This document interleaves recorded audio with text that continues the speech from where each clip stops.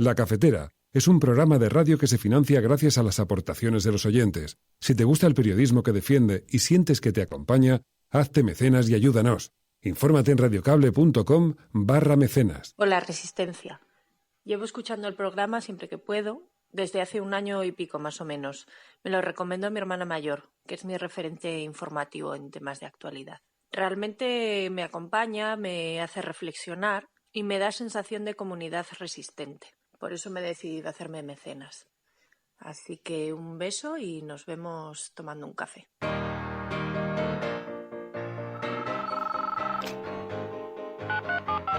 Son las 8:30 de la mañana. Las 7:30 en la Casa Museo de José Saramago, en Tías, Lanzarote. Buenos días, mundo. ¿Quieres un café? La Cafetera. Dirige Fernando Berlín. En el programa La Cafetera de Radio Cable. Una entrevista en Radio Cable. Durante 20 minutos en Radio Cable y dice todo lo que van a escuchar. Mañana en La Cafetera de Radio Cable. Radio Cable, que ha conseguido una auténtica primicia, ha entrevistado esta mañana y ha conseguido situar esa entrevista y lo que le ha dicho en los titulares. Con María Navarro y Pilar de la Peña. And to the other countries of the EU, Scotland wants to return, and we hope to do so soon as an independent member state. São eleições americanas. É dos países que é a mãe da democracia. Agora, a imprensa não divulga. Eu tenho minhas fontes de informações, não adianta falar para vocês, não vão divulgar, tá certo? Este gobierno va a cumplir por fin la legalidad internacional y va a cumplir los acuerdos de la Unión Europea para con el Sáhara y llevar el referéndum al Sáhara, tal y como dice la MINURSO, que la MINURSO es la misión de las Naciones Unidas para el referéndum en el Sáhara. ¿Va a cumplir este gobierno con los tratados internacionales? Me limité a recordar lo que dice una resolución del Consejo de Seguridad de las Naciones Unidas. Bueno, creo que el gobierno está haciendo algo muy importante y lo está haciendo además de manera discreta, como tiene que hacerse, y es trabajar para que haya un enviado especial de Naciones Unidas, que es condición de posibilidad para reabrir el diálogo, que es la única posibilidad de que haya una resolución satisfactoria. Yo creo que el poder se ejerce generacionalmente. Y afortunadamente es así. Además creo que esta es una frase de Felipe González incluso, ¿no? El poder se ejerce generacionalmente. Cada tiempo tiene su afán y en cada tiempo hay logros, como los que hicieron las personas, logros muy importantes los que hicieron la transición, otros que tuvimos otra etapa y conseguimos algunas cosas y algunos errores, y ahora, en efecto, corresponde a esa nueva generación. Lo que ha sido una característica común de todas las generaciones en mi partido, y nos lo inculcaron precisamente quienes hicieron la recuperación del PSOE, como Felipe González, Alfonso Guerra, de una manera brillante, fue tener, en fin, la máxima capacidad de apoyo y de lealtad.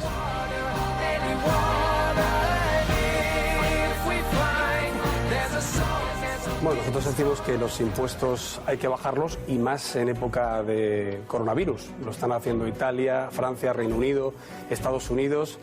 Bueno, cuando las empresas están cerrando, ya han cerrado 100.000, cuando hay 4 millones de parados, lo lógico es bajar impuestos para que no sigan cerrando empresas y yéndose gente a la calle. Y además es un modelo que nosotros hemos empleado con éxito desde hace ya 30 años.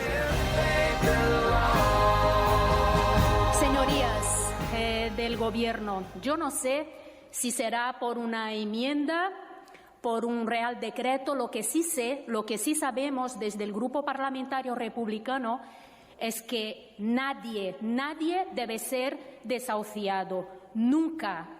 Sobre todo ahora, vuelvo a decir, en pandemia y en invierno. Además, estamos seguras de que se llegará a un acuerdo, por lo tanto, háganlo ya, urgentemente.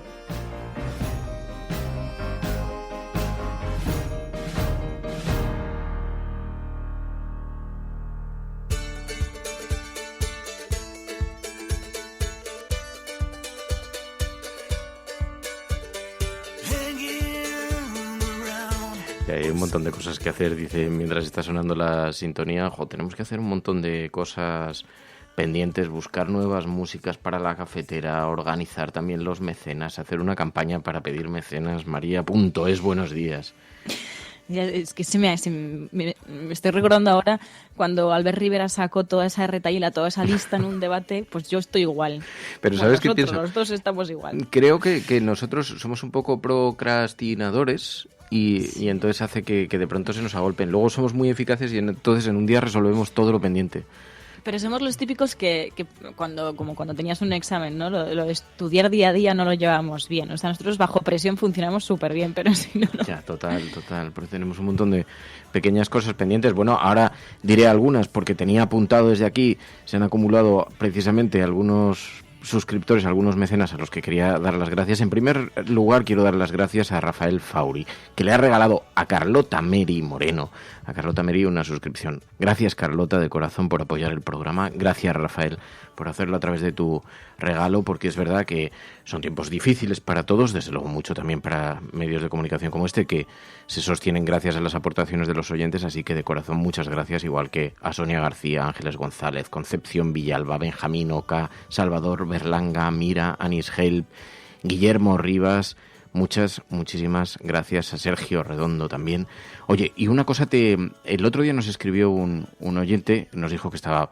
Bueno, que dejaba de ser mecenas porque se había emprendido en una aventura personal y nos decía, dice, voy a anularla temporalmente, espero poder recuperar la situación. Dice, pero es que me acabo de lanzar un proyecto profesional. He decidido abrir un establecimiento de venta de gofres artesanales en Madrid, que elaboro. Y entonces le dije, se llama Fernando como yo, y le dije, tocayo, envíanos inmediatamente, ojalá tengas mucha suerte, te va a ir bien seguro, pero envíanos la dirección para que pasemos. Don Ramón de la Cruz 50, un oyente de La Cafetera que tiene una tienda de gofres, un proyecto que está iniciando, que le requiere de muchos esfuerzos, así que mucho... Para endulzar nuestro café. Claro, muchísimo ánimo de verdad, Fernando. Don Ramón de la Cruz 50, si vivís por Madrid y vivís cerca de ahí, o vais a pasar por España y vais a pasar por Madrid, pues os pasáis y le dais un abrazo a... Bueno, un abrazo no, porque estamos en tiempo de pandemia, pero le deseáis vuestros mejores cariños a Fernando. Y así son los tiempos de La Cafetera. Bueno, hoy hemos elegido un hashtag que dice almohadilla la cafetera, toque de pega. Almohadilla la cafetera, toque de pega. ¿Por qué? Porque ha habido un escándalo político en varias ciudades. Madrid se ha explicitado de una forma muy concreta, pero se ha visto en otros lugares de España y en otros lugares del mundo. Resulta que, claro, hay mucha preocupación con la campaña navideña, hay mucho debate, porque hay preocupación por el hecho de que se puedan perder las ventas de uno de las épocas en las que mayor consumo hay y, por lo tanto, pues defiende...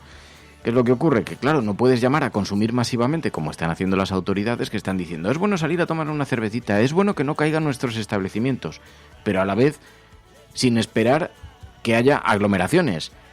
Este fin de semana se han producido tales aglomeraciones, han sido portadas en los periódicos, pero es que las imágenes eran especialmente en el centro de las ciudades, en las zonas que están más iluminadas.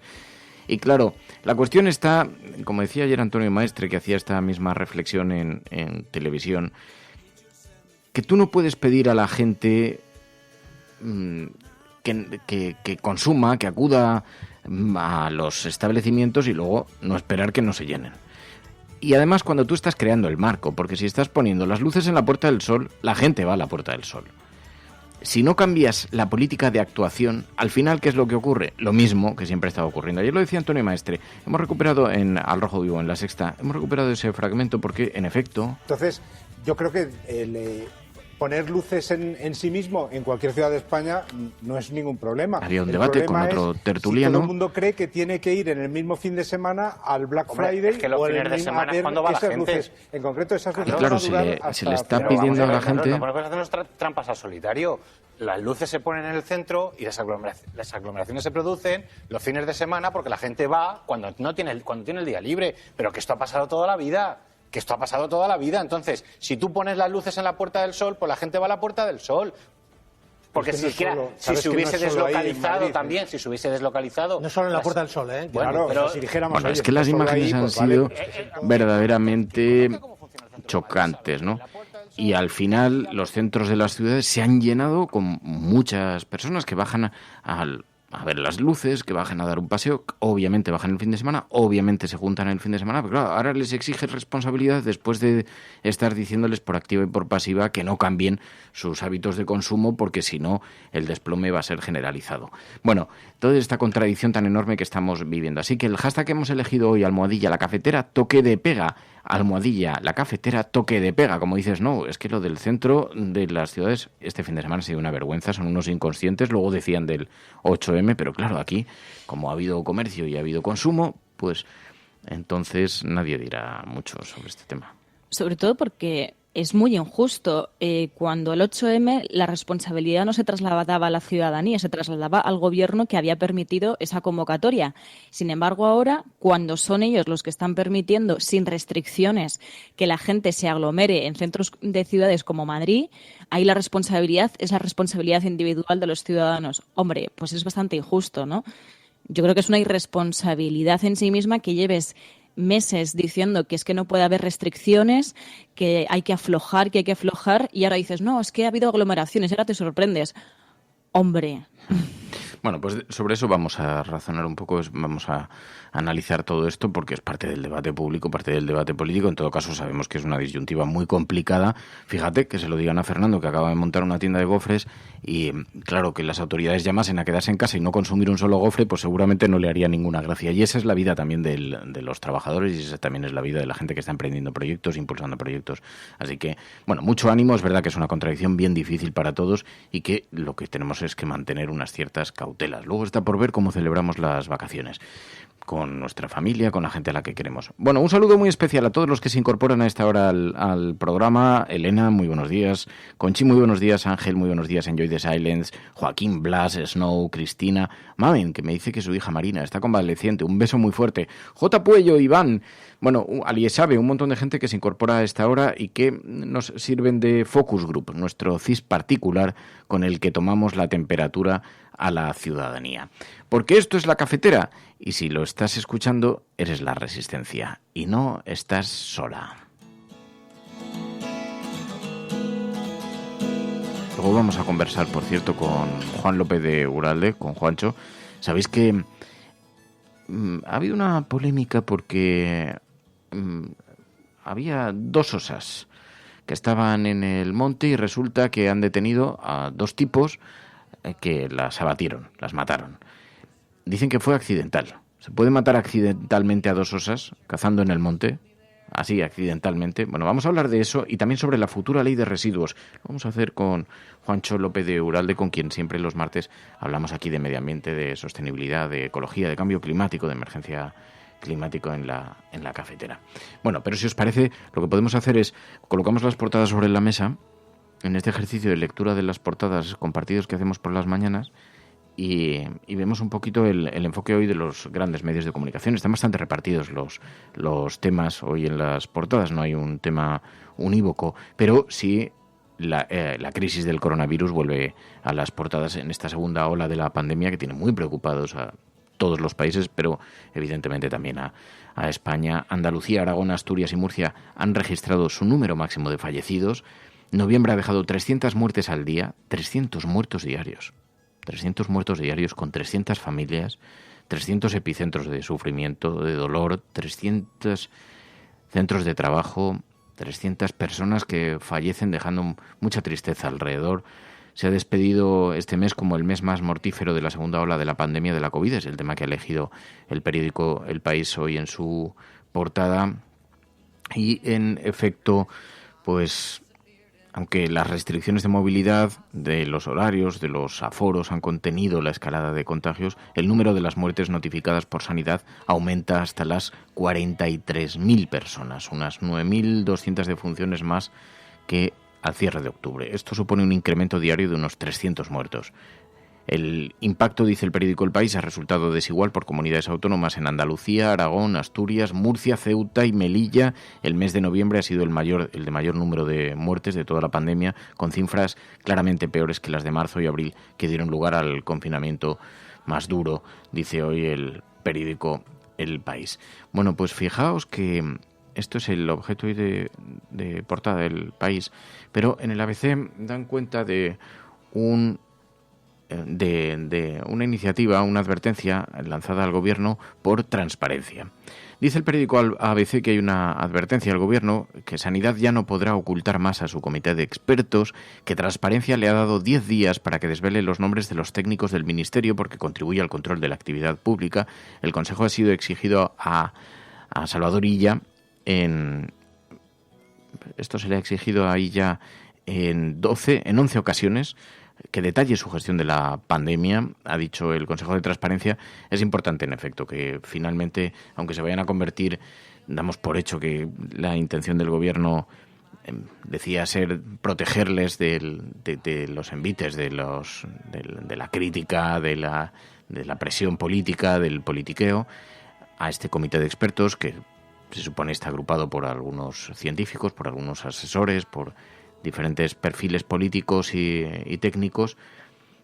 Pues según el periódico ABC, esto va a tener que ser conocido, va a tener que hacerse público, pero es verdad que están tomando decisiones que son muy trascendentales para la ciudadanía. Es verdad que es mejor que las tomen sin la presión exógena, sin la presión política, porque de lo contrario el temor a tomar decisiones por ser señalados por eso puede hacer que estén inmovilizados, pero de otra parte también es cierto que están tomando decisiones muy importantes para los ciudadanos y tampoco está de más que conozcamos cuáles son por lo menos los perfiles de esos, aunque no conozcamos el nombre exacto, pero sí pues un director general de una unidad de cuidados intensivos, un director general de investigación de bla bla bla, un no sé qué, que conozcamos un poco cuáles son los perfiles con una cierta precisión tampoco estaría de más.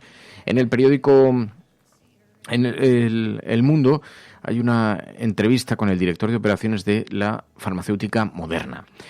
Dice que puede haber dosis de la vacuna en enero, si en diciembre, si durante este mes se da luz verde. De hecho, Estados Unidos va a valorar la aprobación el 17 de diciembre. Y bueno, es una buena noticia que en cierta manera también lo que nos abre es un horizonte algo tranquilizador sobre la difusión, sobre la expansión, la extensión de la vacunación.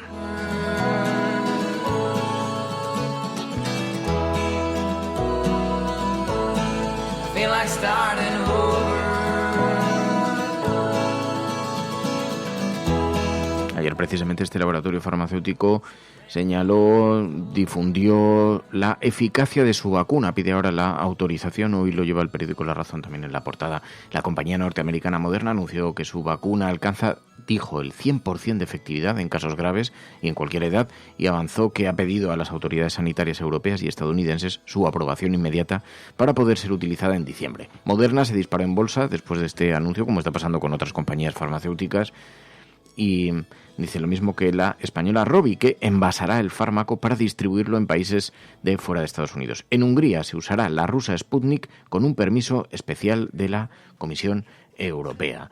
Y también destaca el periódico La Razón en su portada que Sanidad deberá publicar su comité de expertos, dice hoy en la portada. Pues esto en materia sanitaria, mientras el debate, como decíamos, continúa en la agenda pública, en el debate público sobre el confinamiento y la Navidad. Puedes llamar a consumir masivamente sin esperar que se produzcan aglomeraciones, no parece muy compatible. Hoy lo analizamos con vosotros. 627-002-002. 627-002-002. Es el WhatsApp del programa. Os pedimos que dejéis vuestras notas de voz sobre esto, sobre la Navidad, juntarse en Navidad, acercarse a los seres queridos. Quien más, quien menos está deseando juntarse, a abrazar a la gente a la que quieres, especialmente si vives fuera de tu ciudad, de la ciudad de tu familia. Pero claro, esto conlleva importantes riesgos, no solamente individuales, sino también colectivos. Los podemos afrontar. Para que os hagáis una idea, esta mañana está teniendo mucha repercusión la decisión del gobierno italiano. Resulta que el gobierno italiano, Italia ha cancelado la Navidad para evitar una masacre, ha dicho. Se mantendrá el toque de queda en Nochebuena y en Nochevieja, todos a las 10 en casa, mientras en España se está relajando las restricciones. Se debate por lo menos para salvar la Navidad con la ampliación del número de personas que puedan reunirse con toques de queda más laxos. Italia, que no es precisamente una cultura, digamos, progresista en lo religioso, opta por todo lo contrario. Hay que celebrar la Nochevieja si decimos que toque queda, pues uno vuelve a casa independientemente de lo que haya. Hay que hacerlo. Lo dijo el ministro de Asuntos Regionales de Italia en una entrevista y se va a mantener, dijo ya adelanto que en estas fiestas se va a mantener el toque de queda nacional que comienza a las 10 de la noche durante todo el mes de diciembre, que no habrá excepciones para las fiestas de Navidad y de Nochevieja.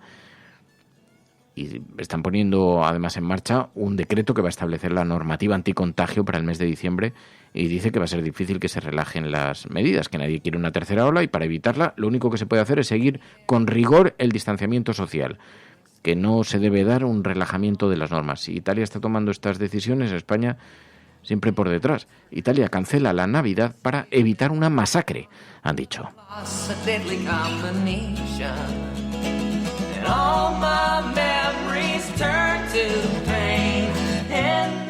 627-002-002 es el WhatsApp del programa. Os pedimos que lo utilicéis para hacernos llegar también vuestras valoraciones sobre este asunto, la Navidad, cómo se puede, se debe mantener.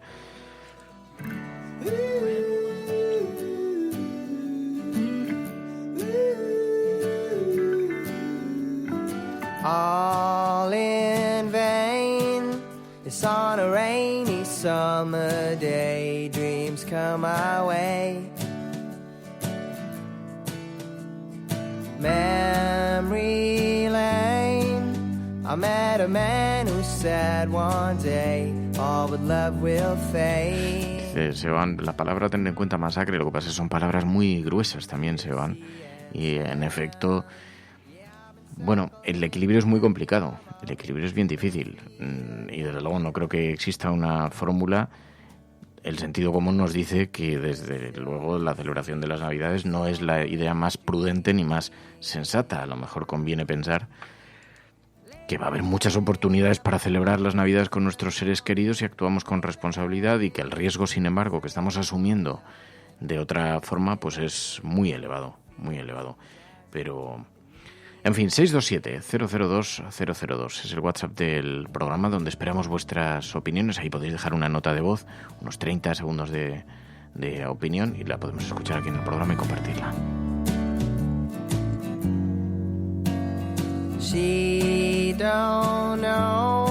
Bueno, y aquí en la página política el asunto es diferente.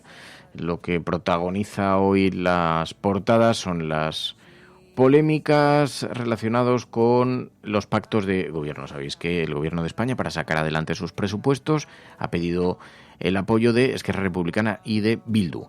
Esto ha desembocado en como son dos partidos políticos con un ideario independentista, ha desembocado en una polémica interior muy importante. Hasta el punto de que todavía esto sigue formando parte del debate público. Ayer fue entrevistado en Al Rojo Vivo Pablo Iglesias, el vicepresidente del gobierno, y se le preguntó por los pactos con Bildu. Claro, hay quien considera que este partido es heredero de algunas formaciones que apoyaron el terrorismo o bien no lo cuestionaron abiertamente, de forma que todavía se le sigue pidiendo recorrido ético, que es una forma bastante difusa, y le preguntaron por esto a Pablo Iglesias. Imagínate que aquí estuviera sentada alguien que dijera, he llegado a un acuerdo de presupuestos con el Partido Popular. Yo no me imagino a un presidente diciéndole, ¿usted no cree que los dirigentes del Partido Popular y de Vox tienen que hacer un recorrido ético para acordar unos presupuestos? ¿A qué eso ningún periodista... Vox. Sí, y los del Partido Popular, que a mi padre le han llamado terrorista, ¿tienen que hacer un recorrido ético o no lo tienen que hacer? ¿Los señores de la Gürtel tienen que hacer un recorrido ético? ¿Los señores que crearon un aparato parapolicial para perseguir a sus adversarios políticos, mintiendo, engañando, utilizando a nuestros policías para protegerse respecto a Bárcenas y para inventar pruebas falsas, tienen que hacer un recorrido ético? Yo creo que en este país todos tenemos que tener la altura suficiente para respetar a todos los representantes públicos elegidos por la ciudadanía. Y creo que es un éxito de nuestra democracia que los que en el pasado defendieron la violencia estén haciendo política en las instituciones y que se expresen de la manera tan clara e inequívoca como lo ha dicho el señor Iñárritu.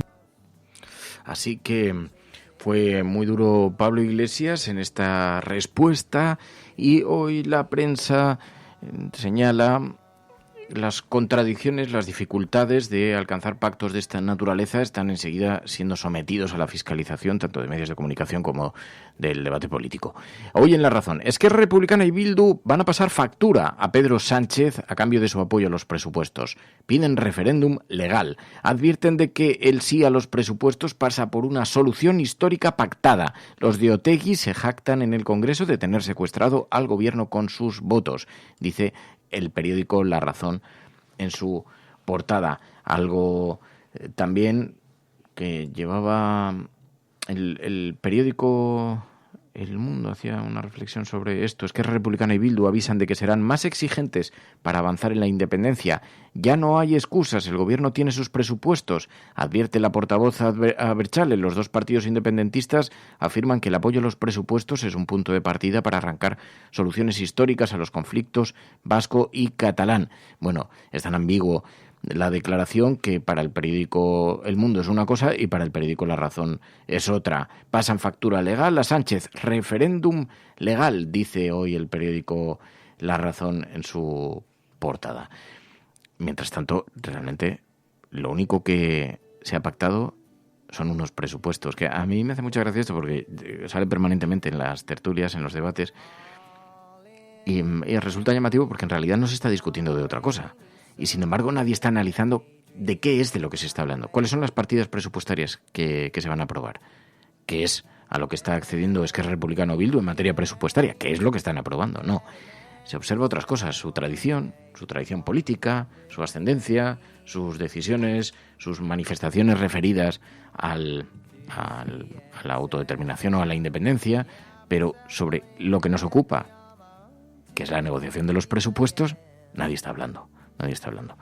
Bueno, mientras tanto sí que escuchamos en el Congreso de los Diputados algunas iniciativas que están siendo exigidas, que están siendo solicitadas. Por ejemplo, María Carballo, de Esquerra Republicana, urge al Gobierno la paralización de los desahucios. Señorías del Gobierno, yo no sé si será por una enmienda, por un Real Decreto. Lo que sí sabemos desde el Grupo Parlamentario Republicano es que nadie debe ser desahuciado, nunca. Sobre todo ahora, vuelvo a decir, en pandemia y en invierno. Además, estamos seguras de que se llegará a un acuerdo, por lo tanto, háganlo ya, urgentemente. Eso decía María Carballo, de Esquerra Republicana. También, claro, como esto ha desatado una gran bronca, incluso dentro del Partido Socialista, donde algunos antiguos dirigentes han criticado al actual gobierno de Pedro Sánchez por aceptar los votos, los apoyos de Esquerra Republicana o Bildu, de estos dos partidos. Bueno, pues ayer fue entrevistado el expresidente José Luis Rodríguez Zapatero en Televisión Española. Allí pidió apoyo y lealtad al gobierno y se lo pidió a los antiguos dirigentes, a los que son críticos, como Felipe González. Yo creo que el poder se ejerce generacionalmente. Y afortunadamente es así. Además creo que esta es una frase de Felipe González incluso, ¿no?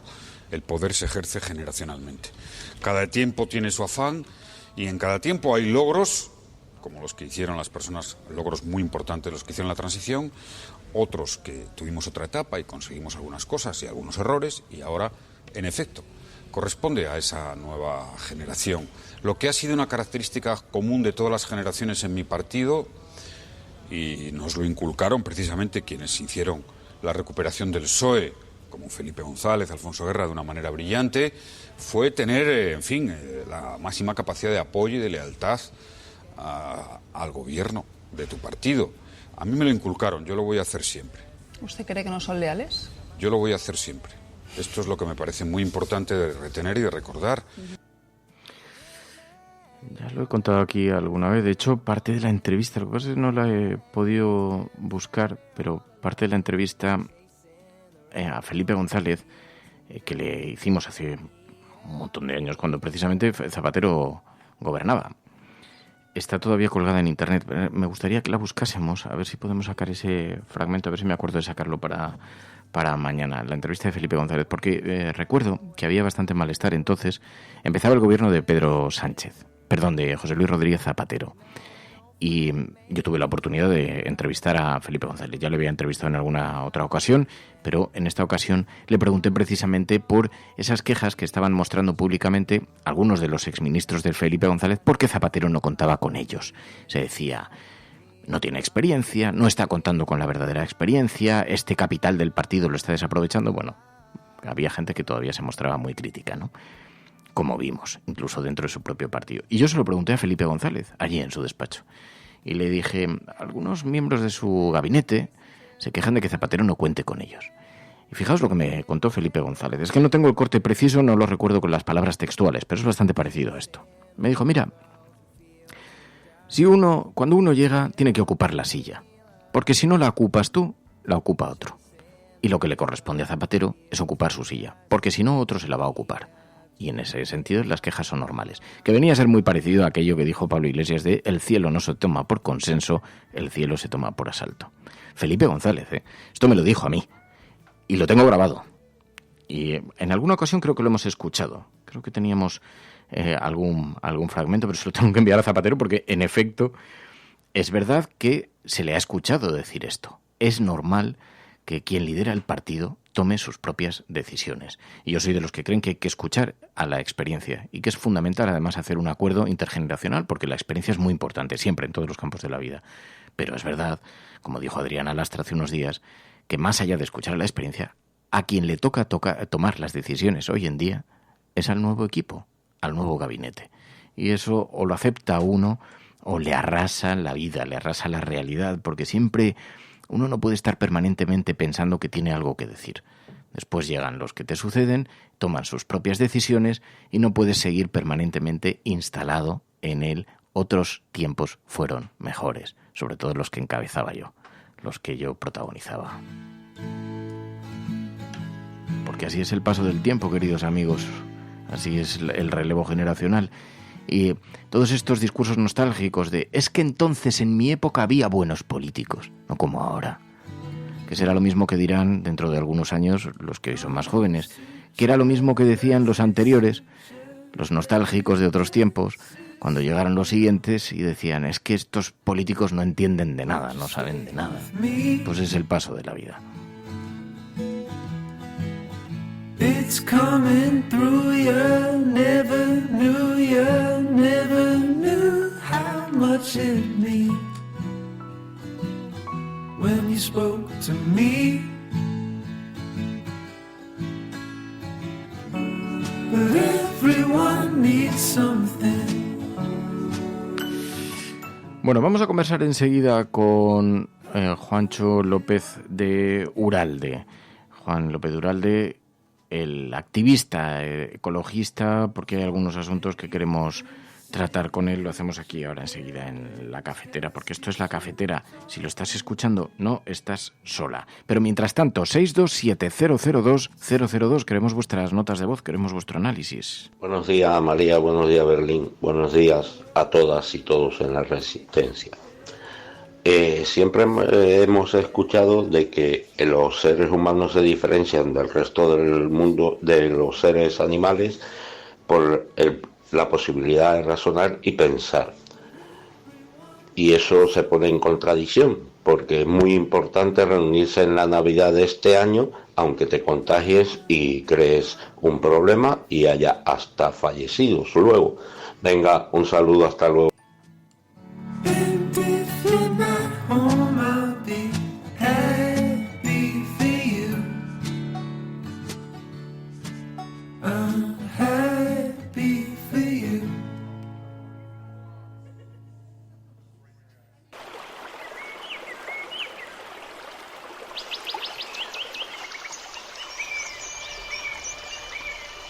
Que aseguran que el calentamiento global provoca cada año en el mundo 7 millones de muertes prematuras, más que las causadas por el SIDA y la malaria, por ejemplo. Han ido a parar al río Guadiamar después de que se rompiera una balsa en las minas de Aznalcóllar. El vertido, que contiene ácidos y metales pesados, ha afectado a viviendas. Estos picos de polución no solo hacen que nuestra salud se resienta, también reducen nuestra esperanza de vida. El petrolero, el Prestige, que naufragó ayer con 77.000 toneladas de combustible en su interior. Hay que controlar que no aumente el vertido al mar. En Entonces aquí caían 450 litros por metro cuadrado, ahora son 308 y la uva se seca. El agujero del Ártico alcanzó un tamaño similar al de 5 veces Alemania y se formó la primavera pasada tras un periodo inusualmente prolongado de bajísimas temperaturas. Todos tenemos el poder de cambiar. Entonces, ¿a qué esperamos? Es verdad, porque todos podemos tener en nuestras manos la decisión de cambiar y lo estamos postergando demasiado. Juan López Duralde, muy buenos días. Hola Fernando, buenos días. ¿Qué tal estás? Estoy muy bien, la verdad es que afortunadamente nadie en mi entorno más cercano ha caído en manos del virus y de momento estamos bien, así que con ganas, aprobando los presupuestos y con ganas de ver si esta legislatura es la de la transición ecológica o del principio, por lo menos. ¿Cuándo el calendario cómo es ahora? ¿El de la aprobación, el de los presupuestos? Nada, ya estamos terminando. Esta semana estamos en el Congreso votando las últimas enmiendas, por lo tanto ya el viernes queda aprobado en el Congreso, luego tiene que pasar al Senado y demás, pero bueno, prácticamente el viernes ya tenemos presupuestos. Es decir, que para el mes de enero pueden entrar en vigor. Es una oportunidad, en efecto, también siempre ha estado sobre la mesa, que tenía que tener una mirada puesta para luchar contra el cambio climático. ¿Crees que en esa dirección se aprueba?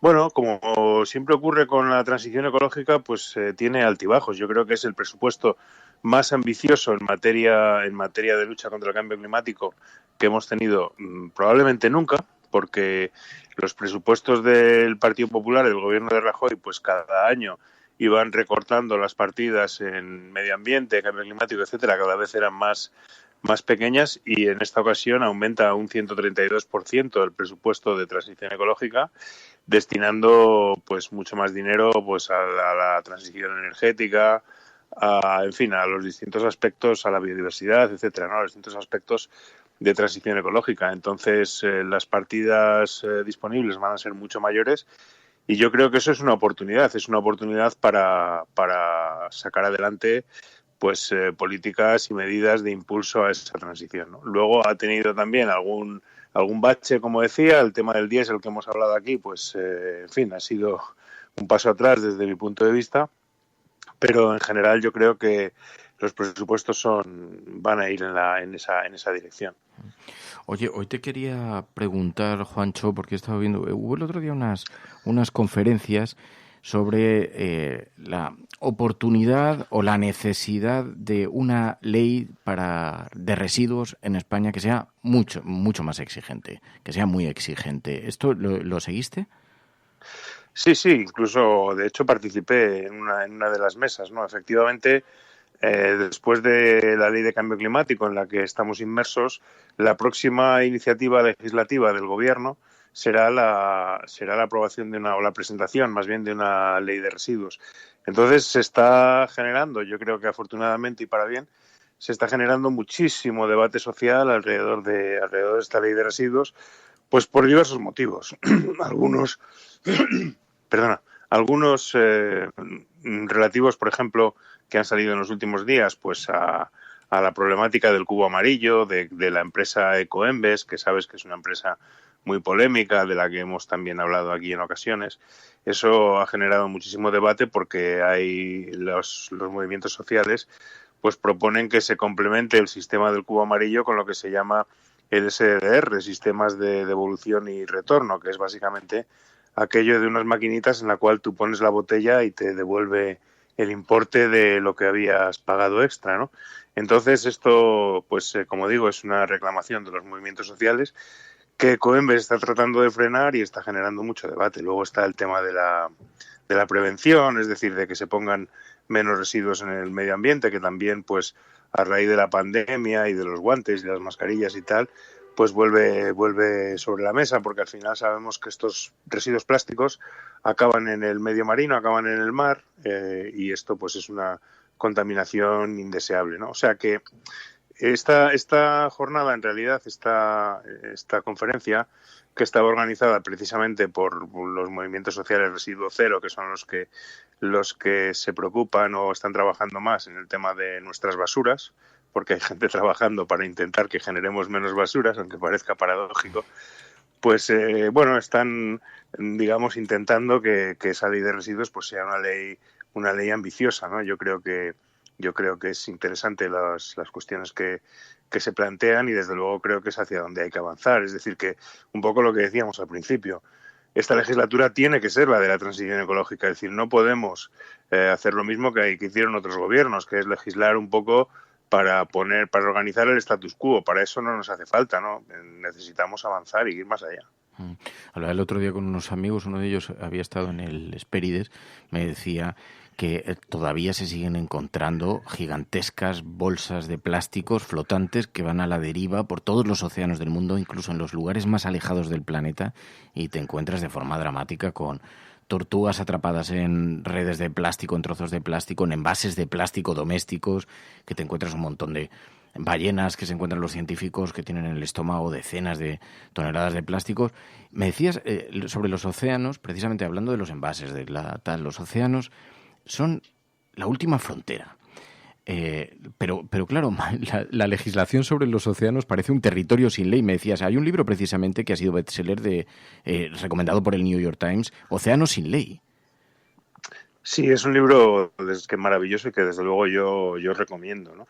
Es una serie de reportajes de un periodista del New York Times que se llama Jan Urbina, que recorre distintos aspectos muy desconocidos del mundo marino, no tanto o no solamente en sus aspectos ecológicos, que los trata en algunos de los artículos, como por ejemplo uno de ellos es él se embarca en el Sea Shepherd, que es uno de los barcos de una organización pues similar a Greenpeace, que utiliza la acción directa para la protesta, ¿no?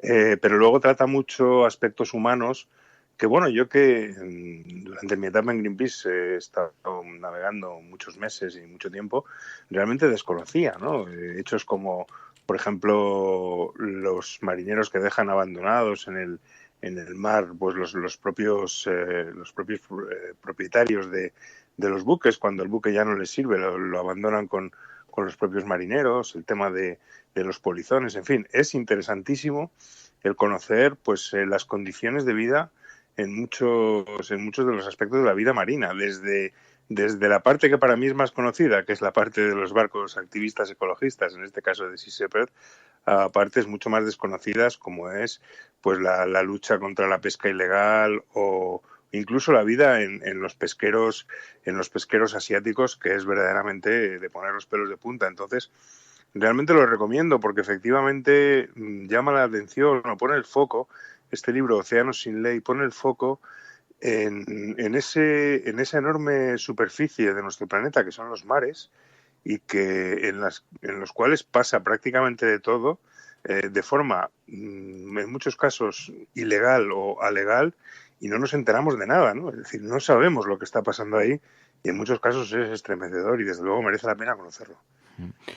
Es muy interesante. Bueno, pues este libro que nos recomienda Océanos sin ley es de la editorial Capitán Swing, está editado aquí en España por Capitán Swing, de Ian Urbina, Viaje a través de la última frontera salvaje. Oye, y había dicho que te iba a preguntar sobre un asunto que también en estos días ha tenido mucha repercusión. Están investigando la muerte de unos osos, de 2 osas en Palencia y en Huesca, por disparos. Fueron abatidos durante cazas que habían sido autorizadas para otras especies. Claro, ahora se está atribuyendo a un error, ¿no? Sí, está generando una enorme polémica en las redes la muerte de estos 2 osos que casualmente, que ocurrió el mismo día, el sábado, en sendas cacerías, una en Aragón, es decir, una osa en el Pirineo y otra en Palencia, ¿no? Entonces, en primer lugar, pues ha generado mucha indignación porque los osos son animales estrictamente protegidos. Además, en el caso del Pirineo, pues con un gran esfuerzo se están intentando recuperar o reintroducir pero es con muchísima dificultad, y apareció muerta pues esta osa, que probablemente sea la última de las últimas. Y en el caso de la cordillera cantábrica, pues también se ha hecho un gran esfuerzo. El oso pardo en la cordillera cantábrica pues goza de unas poblaciones que se han ido poco a poco recuperando un poquito, pero claro, no es una especie que se pueda cazar, ¿no? Entonces llama la atención en primer lugar las excusas, ¿no? En un caso dicen en defensa propia, cuando en realidad pues no se conocen ataques de osos en España prácticamente. Sí, porque uno de los cazadores ha dicho eso, ¿no? Que actuó en defensa propia, estaba en una cacería de jabalís y se sintió amenazado y disparó. O sea que es bastante poco creíble, porque los osos son bastante huidizos. Exacto. Y el otro porque lo confundió con un jabalí. En fin, es bastante escandaloso estos hechos que se hayan producido a la vez, porque además pues hay una cierta reivindicación por parte de ciertos cazadores de que el oso debe ser una especie cazable, y de repente que pase esto, pues la verdad es que es escandaloso, ¿no? Que se hayan matado a 2 osas justamente el mismo día. En fin, da que pensar, y desde luego ha generado muchísima polémica, porque vuelve a poner un poco a los partidarios de la caza, que cada vez son menos, por cierto, frente a mucha gente que escandalizada dice que que ya está bien y que no se puede permitir, porque al final lo que ocurre es que estos osos, estos animales, pues son patrimonio de todos, ¿no? Son parte de nuestra fauna ibérica, y han sido matados pues por unos cazadores. Probablemente, es difícil adelantar diagnósticos, ¿no? Pero bueno, en fin, cuesta creer por lo menos que se confunda un oso con cualquier otro animal, la verdad. Es difícil, sobre todo porque, bueno, ya te conté que fui a ver a tus amigos de la asociación en Asturias de protección al oso, no recuerdo el nombre de la asociación. La Fundación Oso Pardo. De la Fundación Oso Pardo, y son bastante huidizos, hay que ponerse a mucha distancia, porque en cuanto te huelen, notan la proximidad de seres humanos, salen huyendo, como es natural, porque no saben bien depredadores. Claro, normalmente con los animales salvajes también, cuando dicen, no, es que un lobo amenazó en la península ibérica, desde luego, para cuando un lobo te amenaza, para cuando el lobo te ve, ha salido ya a 1 kilómetro de distancia, cuando tú te das cuenta, ¿no? Es decir, y los osos pues exactamente lo mismo, ¿no? Son animales muy huidizos, y eso es lo que les ha permitido sobrevivir. Es muy rarísimo que haya cualquier encuentro, y eso pues normalmente además es en caso de hembras, como en este caso, que están con crías y demás, ¿no? Es decir que, en definitiva, lo que vuelve a poner de manifiesto, como te digo, pues es ese cuestionamiento, porque además es que los cazadores dicen, no, es que iban en cacerías legales. Me dicen, bueno, pero es que no puedes disparar a una especie protegida, por mucho que la cacería fuera legal, ¿no? En fin, se ha producido este nuevo conflicto entre cazadores y no cazadores, que al final somos la mayoría de la sociedad. Es decir, que ya llevamos unos meses arrastrando bastante tensión, porque, por ejemplo, en el confinamiento, pues ya lo hemos comentado aquí, para la caza sí se permite, de hecho, el tránsito entre comunidades para cazar, ¿no? Sin embargo, para pasear por el medio ambiente o para sacar fotos no se permite, ¿no? Y esto pues es un poco una discriminación favorable a la caza, que genera bastante malestar en el resto de la población. Pues, Juancho, bueno, vamos a hablar todavía, quedan días por delante, pero como están las Navidades ahí a la vuelta de la esquina, tú te vas a juntar, Qué difícil esta situación, ¿no? Qué equilibrio pues tan complicado. Sí, no lo sé. Vamos a ver qué nos depara, y que yo cumpliré lo que nos pidan, ¿no?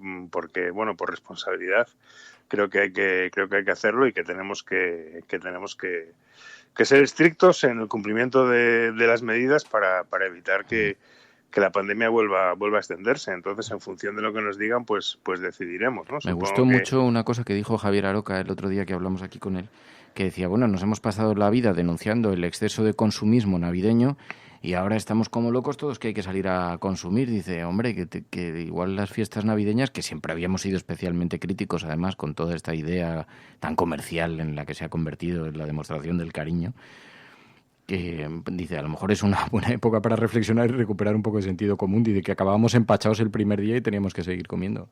Es una demostración de excesos bestial.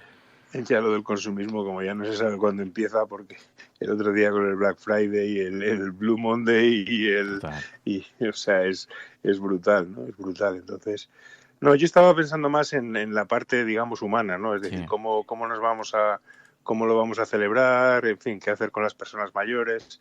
Bueno, esta es la parte, creo, más sensible, ¿no? Es decir, vamos a poder juntarnos, pues yo creo que no, yo creo que tendremos que celebrarlo en nuestras pequeñas células familiares y dejar las grandes celebraciones para más adelante. Pero bueno, tampoco me parece que sea tan dramático si a cambio de ello pues conseguimos que la pandemia se vaya terminando, ojalá, ¿no? Total. O por a mí reduciendo. Hubo una Nochevieja que me pilló con un fiebrón bestial porque me cogí un gripazo brutal y me tuve que quedar en casa. Y puse por videoconferencia a mi madre. Y nos tomamos las uvas y la verdad es que fue bastante divertido. Digo que siempre hay alternativas para este año, que es un año tan excepcional, pues tomar. Sí, tampoco hay que dramatizar. Tampoco hay que dramatizar. Es que a mí esto de salvar las Navidades, en fin, tampoco me parece que sea una prioridad, ¿no? Como decía la niña esa que la entrevistaron en la tele gallega, creo que era, que decía que iba al cole con mascarilla y le preguntaban, ¿y no lo llevas mal? Y dijo, bueno, es mejor que morirse. Pues igual. Sí, exacto. Es mejor que morirse. Exactamente. Juancho, que te cuides mucho. Bueno, vamos a hablar de todas formas de aquí entonces alguna vez, así que tendremos oportunidad. Que te cuides mucho, que te queremos sano. Igualmente, Fernando. Un abrazo a todos. Fuerte. Venga, un abrazo. Chao, chao. We will make America safe again. Ante Dios Todopoderoso, Venezuela. Por ahí hay un payaso. Lo primero que tiene que hacer o tenía que hacer es convocar a elecciones. Esas caritas del domingo. Lo que vamos a disfrutar el domingo con los progres. Le taché a Podemos de populista. Ahí me equivoqué. Pero el Partido Popular sí que tiene que tener credibilidad para hablar de corrupción, porque es nuestra seña de identidad. Y aprovecho la ocasión para invitarte a que acudas al acto de presentación de Vox en Barcelona. Pues este jueves, no sé si estaré yo, pero alguien de Ciudadanos seguro que acude, porque la cordialidad, de verdad, o sea, no es porque estemos, la gente que nos conoce fuera del plató sabe que esto ha sido siempre así. El cielo no se toma por consenso, el cielo se toma por asalto. Yes, we can. Yes, we did. Vamos a proceder a la exhumación de los restos del dictador Franco del Valle de los Caídos. El enemigo es Daesh, el terrorismo yihadista. Más allá de la agenda setting está la agenda de los oyentes de la cafetera. Buenos días, cafeteros. Buenos días, cafetera. Buenos días, mundo. Creo que la revolución dicen que será feminista o no será, y yo apunto, además, que será ecologista o no será. Hagamos que se nos oiga. Hagamos que se nos conozca. Buenos días, Resistencia. Buenos días, cafetera. Buenos días, Resistencia. Os hablo desde Atenas, donde vivo y trabajo desde hace más de 3 años, cuando empezó la mal llamada crisis de los refugiados. Buenos días, cafetera. Buenos días, cafeteros. Muy buenos días, Resistencia. Os saludo desde Miami. Tu colaboración es importante. Ayúdanos retuiteando la dirección de este programa. radiocable.com. Yo estaba pensando, yo creo que tú has ido alguna vez a los toros, Mary. Bueno, yo fui una vez y salí muy traumada. Pero ya eras adulto, mayor, ¿eras mayor? ¿O sí, era adolescente, pero es que no me imaginaba lo que iba a ver. O sea, de hecho me fui antes. ¿En serio?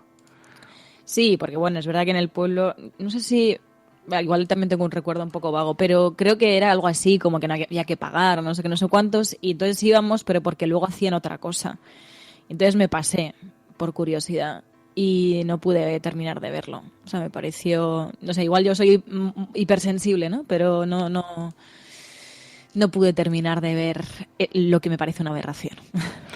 Oye, pues es que hoy en la agenda de la cafetera nos pedís que remarcásemos una noticia. La tauromaquia no ha conseguido ser patrimonio cultural inmaterial de la humanidad. Lo habían intentado, pero lo han echado para atrás. Tiene bastante sentido porque yo me imagino que las autoridades internacionales han debido alucinar en colores con la propuesta.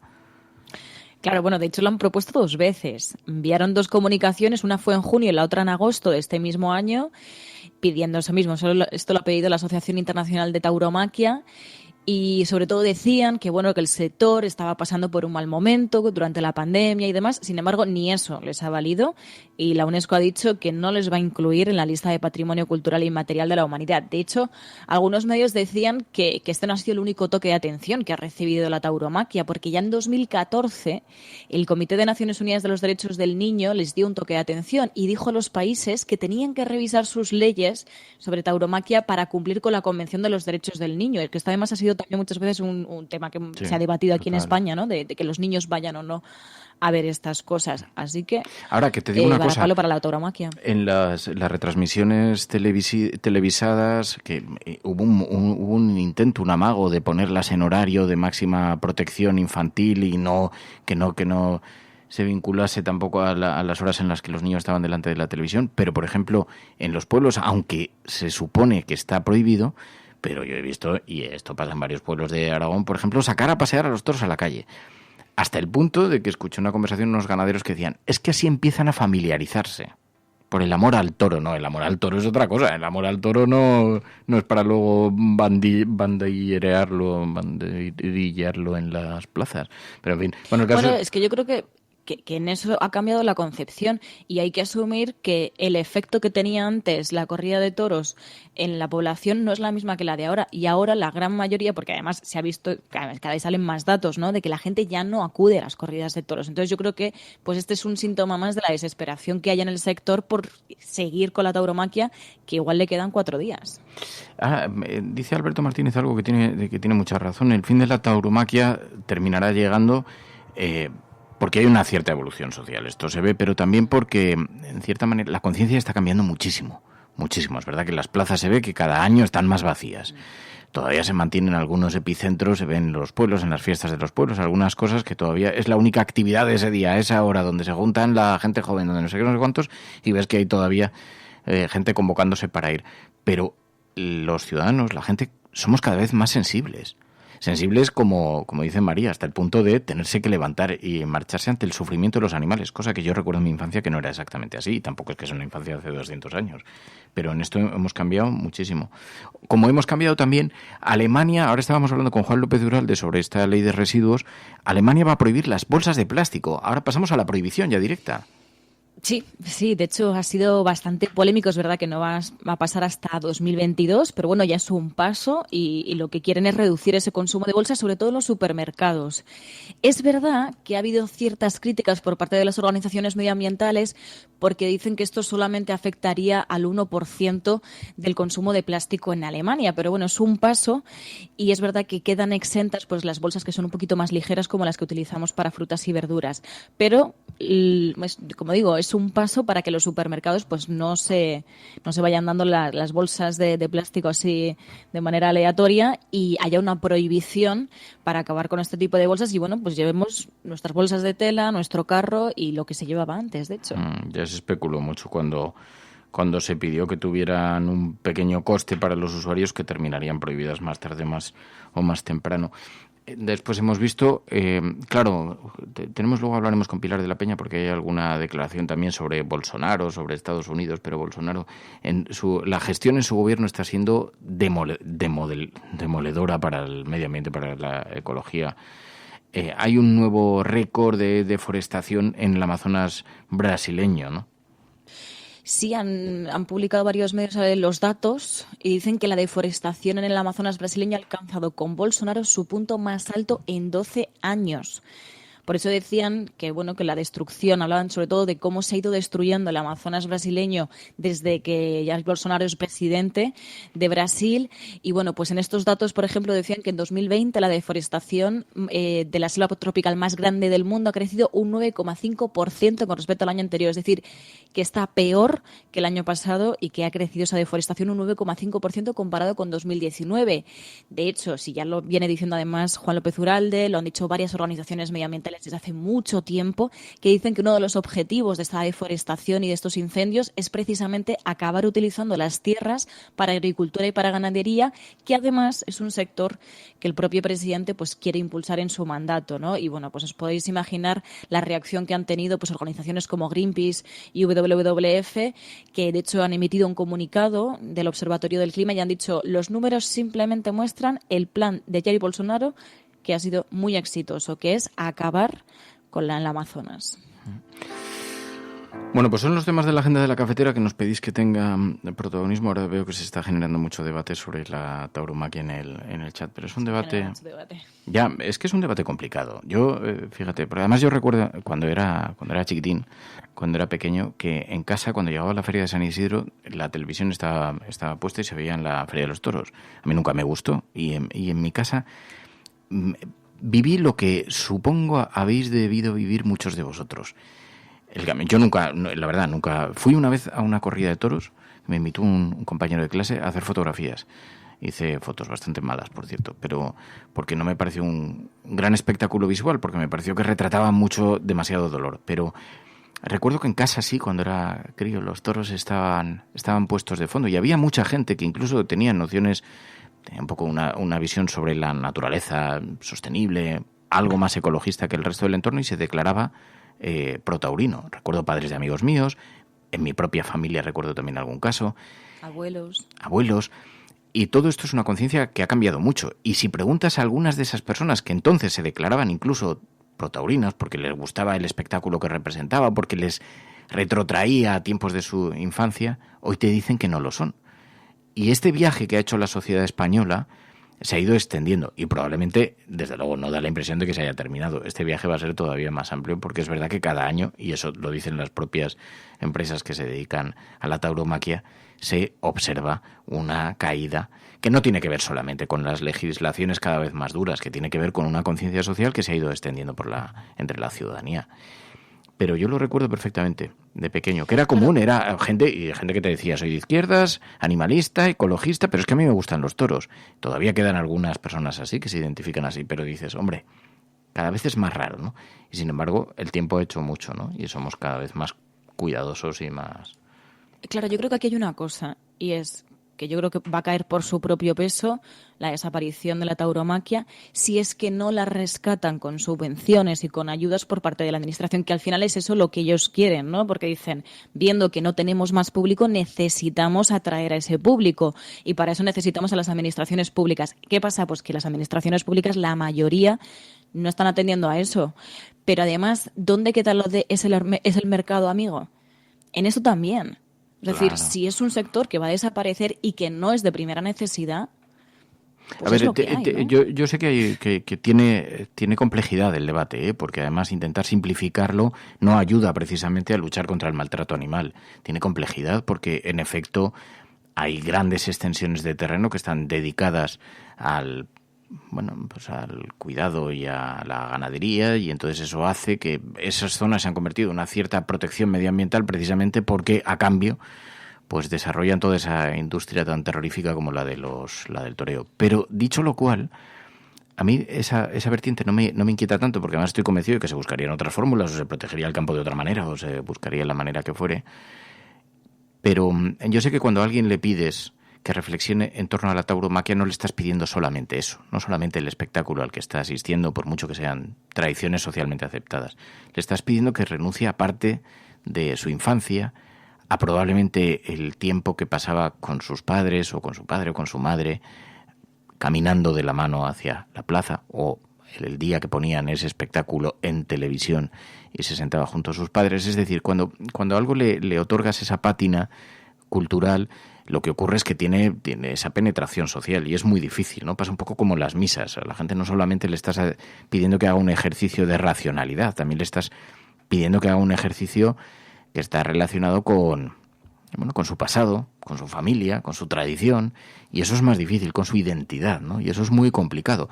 Así que yo, siempre que hablo con algunos amigos que están en organizaciones así naturalistas y que están en un combate muy ofensivo, muy duro y contra la tauromaquia, siempre les digo, hay que manejarlo con habilidad, porque no es un asunto solamente, creo que se debe prohibir y no debe, que no haya ninguna duda. Sí, ¿no? pero que engloba también una pero tradición. que hay que tener familiar, la habilidad suficiente para observarlo desde la perspectiva que no solamente es esto que se la encubre, no, es que el ser humano come animales, ya, pero no los tortura necesariamente, no tiene por qué ser un espectáculo de sangre y dolor y hacer putear a un animal, ¿no? Y se supone que una especie un poco avanzada debería tener esto.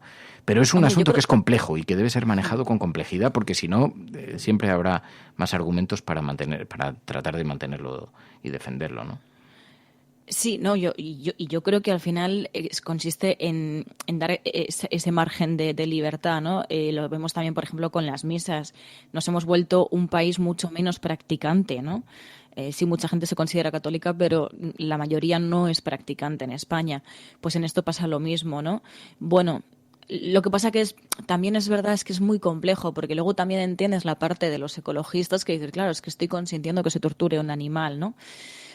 Entonces yo creo que, bueno, la táctica que parece que es la de ahora es que las administraciones no subvencionen la tauromaquia y entonces acaba desapareciendo por sí misma. Dicho lo cual, soy profundamente antitaurino, que quede claro, que vaya por delante, que además lo he defendido públicamente y no ahora, que es más o menos cómodo. Lo he defendido cuando era extraordinariamente incómodo en televisión hace 15 o 20 años y porque soy profundamente antitaurino. Creo que hay que tratar de saber qué es lo que motiva a la gente, pero creo que hay que ser determinante en la prohibición y en la defensa de los animales, además, pues como es evidente, ¿no? Bueno, vamos a hablar también de información internacional, porque hay algunos elementos que tenemos que tocar y no quería aquí abrir un melón que sé que no tiene fin y que a lo mejor un día deberíamos también abrir y tratar ampliamente, porque sospecho, me da la impresión de que van a llegar numerosos comentarios en este sentido. Bueno, información internacional. Podrán decir todos los periódicos del mundo lo que quieran. Secessionist parties in Catalonia have wasted no time following the reconvening. Vamos a esta hora con información de último minuto. A esta hora en España, el ex vicepresidente del gobierno... En España finaliza el recuento de votos en los comicios municipales y autonómicos con una participación del... En las últimas semanas hemos podido comprobar cómo los medios de comunicación internacionales... Imagínense cualquier lector de la prensa extranjera que descubre que al que se propone para el Banco Mundial... A Spanish nurse who helped treat 2 Ebola victims in Madrid has tested positive for the disease herself. Spain announced that a nurse is the latest to be diagnosed. Bueno, pues en la información internacional, si observamos las imágenes que nos acerca el satélite, los epicentros globales. Hemos escuchado a Bolsonaro, estábamos hablando antes de Brasil y de la deforestación, del hito, el nuevo récord en deforestación en Brasil. Y le hemos escuchado poniendo dudas sobre la mesa sobre la victoria de Biden, sobre la derrota de Donald Trump, introduciendo dudas. São eleições americanas. É dos países que é a mãe da democracia. Agora, a imprensa não divulga. Eu tenho minhas fontes de informações, não adianta falar para vocês. Dice que él tiene muchas fuentes, que le indican que se han producido irregularidades en el proceso Bolsonaro, que también ha hecho de las fake news. Claro, en cierta forma, Pilar de la Peña, muy buenos días. Hola, buenos días. Nos da la impresión de que está tratando de aproximar la sardina al ascua, porque los resultados en las municipales han sido un duro golpe para él también. Sí, la verdad es que estas declaraciones que son bastante llamativas de Bolsonaro, en realidad Bolsonaro había sido uno de los pocos líderes mundiales, no el único, ha habido más, que no se habían manifestado respecto a las elecciones estadounidenses. Hay que recordar que Bolsonaro es un gran admirador de Donald Trump y un aliado hasta cierto punto, y en este sentido pues la derrota del presidente estadounidense se interpreta también como un golpe hacia él, ¿no? Era un poco su referente en la escena internacional, y en este sentido pues las primeras declaraciones que ha hecho no han sido para felicitar a Joe Biden, sino precisamente para poner en duda y mantener ese discurso que incluso irónicamente, el propio Trump está empezado a dejar de lado, ¿no? Aunque, pues entre otras cosas, porque todos los tribunales y todos los recursos que han presentado han evidenciado una falta de pruebas. Una cosa es que digas que ha habido fraude, que eso que le están diciendo los jueces, que bueno, están dispuestos a investigarlo, pero no han presentado evidencias. En esta misma línea incide Bolsonaro, ¿no? Es decir, en decir, tengo muchas informaciones de que ha habido fraude, pero nadie las va a comentar y realmente sin ofrecer evidencias, ¿no? Y en este sentido, además, se produce en el contexto de que este domingo se han celebrado la segunda vuelta de las elecciones municipales en Brasil, que han vuelto a evidenciar y que han profundizado incluso más en esa especie de caída o al menos de pequeño varapalo que ha sufrido Bolsonaro, ¿no? Que no va a gobernar en ninguna, o digamos los candidatos que él apoya, porque él no tiene un partido como tal, es decir, se rompió con el partido con el que estaba el año pasado, me parece que fue, y realmente, pero sí había apoyado a varios candidatos y de hecho había algunos de los alcaldes que estaban gobernando que estaban considerados bolsonaristas, por ejemplo, el de Río de Janeiro, que ha sido derrotado. En este sentido, las palabras de Bolsonaro pues ponían también un poquito en duda, servían para también poner un poquito en duda los resultados de las municipales en Brasil, aunque digamos, el sistema de voto tiene bastantes garantías, pero bueno, Bolsonaro intentaba matar dos pájaros de un tiro, ¿no? Poner en duda este resultado que le deja en mal lugar y al mismo tiempo pues hacer otro guiño a Donald Trump. Pero es verdad que debería preocuparse porque además estas elecciones han confirmado la fortaleza y una recuperación del centro derecha, que quizá puede ser el partido que más daño le puede hacer a Jair Bolsonaro de cara a unas elecciones. Es verdad que esto, al ser un candidato tan personalista, pues no se pueden radicalmente extrapolar estos resultados a una elección nacional, pero sí que indican un toque de atención, porque además es que de los 13 candidatos que apoyaban, 11 han sido derrotados y prácticamente no va a gobernar ninguno de los candidatos más cercanos a él, ninguna de las grandes ciudades de Brasil, con lo cual es una pérdida de poder bastante importante. Ya os digo que, por ejemplo, en Fortaleza o en Río de Janeiro estaban gobernando y, digamos, como rigiendo las ciudades candidatos cercanos a él. Estas municipales también han dejado preocupación en la izquierda porque el PT, el Partido de los Trabajadores de Lula, pues ha sufrido también una caída y por primera vez desde me parece que desde los años 80 no va a gobernar tampoco en ninguna gran ciudad del país, con lo cual se vislumbra, hay un nuevo partido, el PSOL, que está surgiendo ahí en Brasil, que también es de izquierda, que de hecho uno de sus candidatos más visibles es el líder del movimiento de los sin tierra, de los campesinos sin tierra, y bueno, se están dando ahí, digamos, se está redibujando el paisaje político y es interesante en este estilo, en este sentido, ¿no? Lo que pasa que, bueno, Bolsonaro sigue, ya hemos visto que sigue con sus propias guerras. Oye, hemos visto, claro, ponía en duda la derrota de Donald Trump. Bolsonaro lo atribuía a sus fuentes internas, personales, que había mucho cachondeo con esto en las redes sociales, pero lo que sí que hemos empezado a escuchar ya son algunos nombramientos, algunas personas por las que está apostando Biden, varias mujeres para su equipo en comunicación y en economía. Sí, me estaba acordando yo del audio que tenemos ahí en la cafetera de la revolución, ¿será feminista o no será?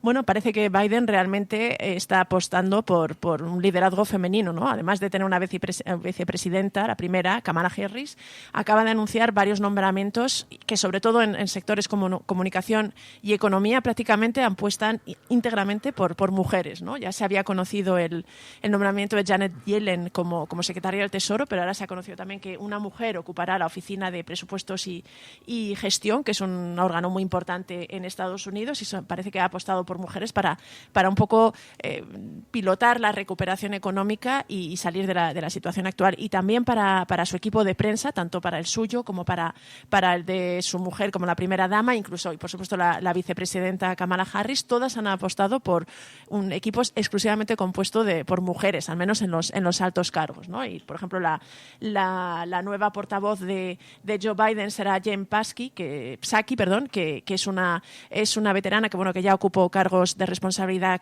en la administración de Barack Obama y que será un poco la cara visible del equipo y del gobierno de Joe Biden, pero en general el organigrama, si veis las fotografías, está compuesto exclusivamente por mujeres y es bastante llamativo en este sentido.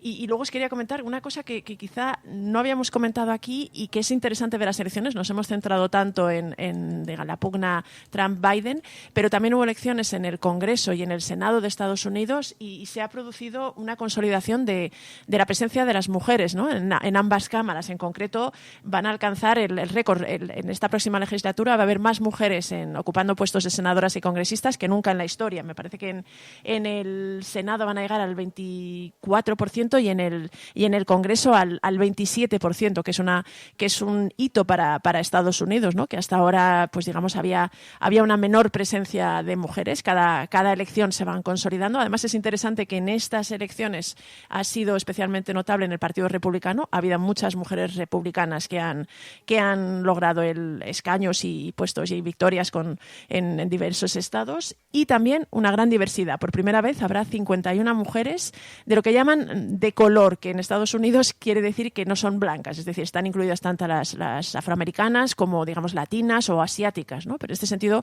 pues 51 mujeres en el Congreso y el Senado de minorías étnicas es también una constatación de que la diversidad en Estados Unidos se está imponiendo. Te quería preguntar también por otro asunto. Está hoy en la BBC la crisis diplomática que se ha desatado en Dinamarca. Y esto ha tenido que ver por el sacrificio de millones de bisones para frenar el COVID-19. Esto ha desatado una crisis política en el país escandinavo. Primero fue una iniciativa, se detectó una variante del virus, del coronavirus, entre los bisones, una mutación. El gobierno decretó el sacrificio de más de 15 millones de bisones por esta mutación del coronavirus. Y ahora el gobierno de Dinamarca se está enfrentando a las consecuencias de una decisión que fue muy controvertida, ¿no?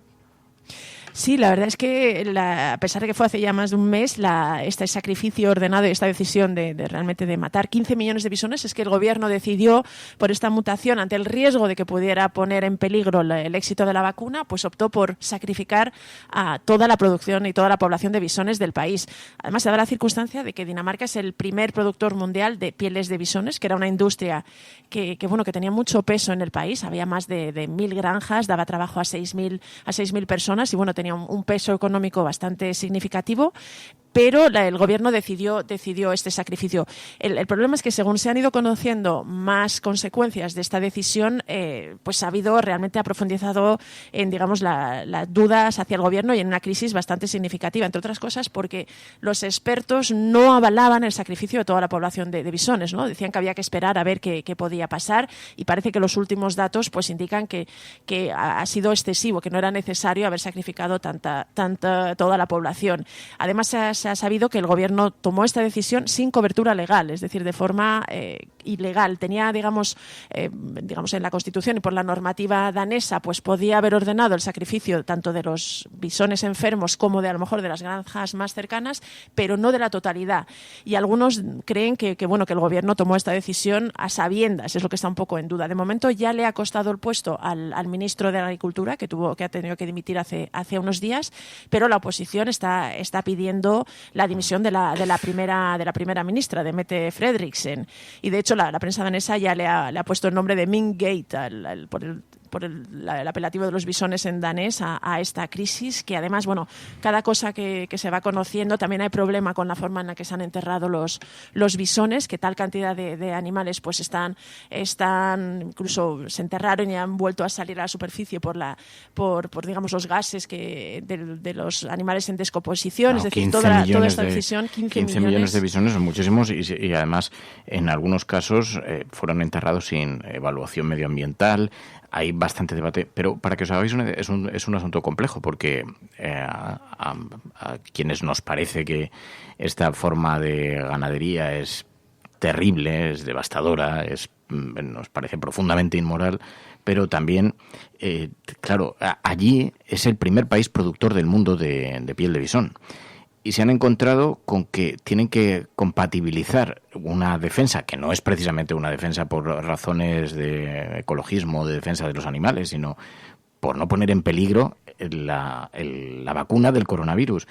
Y entonces han tenido que enfrentarse a un sector que tiene una fuerza completamente desmedida, hasta el punto de que la primera ministra tuvo que visitar una granja vacía de bisones y rompió a llorar públicamente delante de las cámaras de televisión, reconociendo el trabajo de los granjeros. Así que no ha sido una decisión meditada por digamos, por acercamiento a las posiciones de protección, de defensa de los animales, sino ha sido una decisión motivada por otras razones que ha provocado esto, ¿no?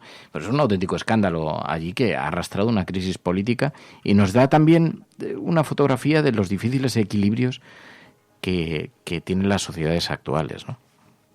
Y lo difícil a veces que son tomar las medidas y, digamos, las decisiones en este contexto, ¿no? La cantidad de teclas y de consecuencias que provocas con las decisiones que tomas, ¿no? Lo difícil también que es acertar. Es verdad que en este caso da la sensación de que el gobierno danés ha cometido muchos errores y luego muchas cosas han salido mal, pero realmente yo ya te digo que hay peticiones de dimisión para la primera ministra.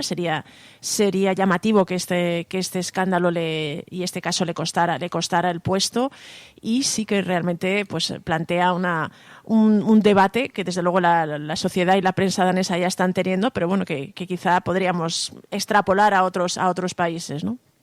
Ahora, después de 15 millones de sacrificios, dice el gobierno que esa mutación del coronavirus probablemente ha quedado extinguida ante la ausencia de nuevos casos, pero es una medida también verdaderamente, en fin, dura, ¿no? Bueno, esto es La Cafetera, seguimos aquí también. Ya sabéis que después de las noticias llega...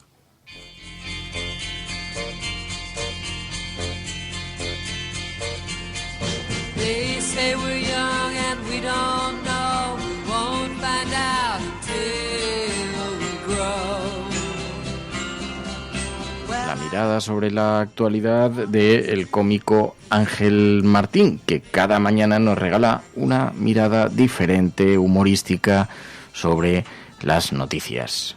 Buenos días, pues vamos ya con el informativo de hoy martes. Que tengas que saber, si eres autónomo te han subido la cuota entre 6 y 30 pavos. ¿Pero qué sentido tiene? Si no he podido... Ya, bueno, ¿qué sentido tiene? Si te pones a buscar la coherencia en todo lo que pase, nos van a dar las tantas. Quítate la compra de la bollería industrial y matas 2 pájaros de un tiro. Pagas la subida y ganas en salud. No pierdas tiempo, ya está, ya te he arreglado yo el problema. Luego, el Consejo de Transparencia ha dado 10 días a Sanidad para que diga de una vez el nombre de quién son los del comité de expertos, pero vamos, y cuando tardas tanto en contestar es porque el comité de expertos son 4 amigos tuyos que de coronavirus saben tanto como yo de ilustración siberiana. Y de politiqueo, pues yo creo que ya estaría. El resto de noticias es que están centradas en que te dé miedo irte de puente. En internacional, el monolito al final lo han quitado 4 chavales dando 3 patadas porque estaban hasta el rabo de turistas desde que se publicó la noticia. En ciencia, tema vacuna, pues la gente de Moderna presentó una solicitud para que le den el ok a la vacuna porque dicen que ya funciona en un 94,1 y quieren empezar a vacunar ya el 21 de diciembre. O sea, hemos pasado de para tener una vacuna son 2 años a antes de Reyes, ¿cuál quieres? En deporte, si te gusta el fútbol y eres del Real o del Atlético de Madrid, esta noche tienes Champions, mañana hay un partido donde por primera vez una mujer hace de árbitro. En básquet, esta noche juega el Barça y el Valencia. Anoche España se clasificó para el Eurobásquet 2022 y esto es triste. Ayer Andrea Hasser era una corredora de montaña que murió en un accidente mientras entrenaba. Esto es triste. En videojuegos, si te suena Watch Will Fall, ayer salió un tráiler nuevo y si te gusta mucho la Nintendo, teclea en Google Super Nintendo World Japón y verás fotillos del parque de atracciones que abre el 4 de febrero y tú no puedes ir. O sea, quiero decir, no puedes salir de Valladolid, imagínate ir a Osaka. En cultura, si te gusta la poesía, ayer le dieron un premio a Raquel Vázquez. En cine, Ángela Molina será el Goya de Honor 2021 y en música, pues Leticia Sabater ha sacado ya videoclip. Si bueno o malo, pues no juzga tú. En eSports, si te gusta Team Heretics, ayer fue el primer clasificado del grupo B para los cuartos de final de la Genesis Cup Radiant y S2V Sports también, pero vamos, que esto puede ser una mentira como una puta catedral de grande, porque no lo contrasto. El tiempo, hoy es 1 de diciembre, si a estas alturas ni siquiera puedes sospechar que tal se está en la calle, pues a lo mejor te mereces coger una puta neumonía que te deje en cama 2 semanas, por frío, ¿qué va a hacer hoy? El horóscopo dice que empiezas a necesitar desconectar de todo el mundo un par de días para poder volver a ver las cosas con un poquitín más de claridad. La respuesta a la adivinanza de ayer era el azar, la adivinanza de hoy es tiene cara pero no tiene cuerpo, ¿qué es? Hoy a lo mejor es San Eloy y Santa Cándida, creo que sí. Si no sabes qué comer, hazte un filetaco y acompáñalo con verduras al horno y lo vas a flipar, y poco más. Bueno, si te gusta mandar GIFs, en WhatsApp tienes nuevos y he leído que el cerebro de un gato se parece en un 90 al de un humano. Y hasta aquí el informativo. Bueno, si te gusta tener plantas de interior es tendencia. Hay una que se llama spatifilo o no sé qué, es súper fácil de cuidar. Y nada más, os quiero mucho. Venga, a hacer cosas, ha sobrado un minuto. Reabre la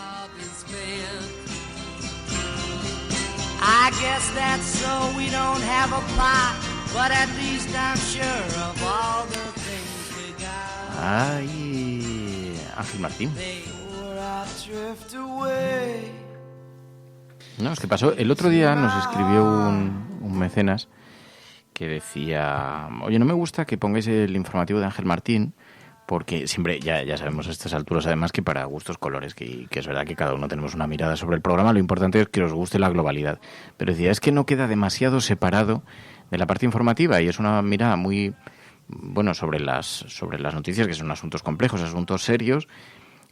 A nosotros nos gusta mucho Ángel Martín, nos gusta mucho precisamente su mirada desenfadada, y además creo que evidencia una cosa que es bastante útil. Para empezar, el programa no todo es serio. Luego, cuando llega la sobremesa de la cafetera, cuando llega al final del programa, abarcamos un montón de temas que no siempre están tan cuadrículas, así tan en serio. Pero Ángel Martín hace una cosa que está muy bien. Nos demuestra lo superficial en ocasiones que es la información que se publica en los grandes medios. Lo efímera que es.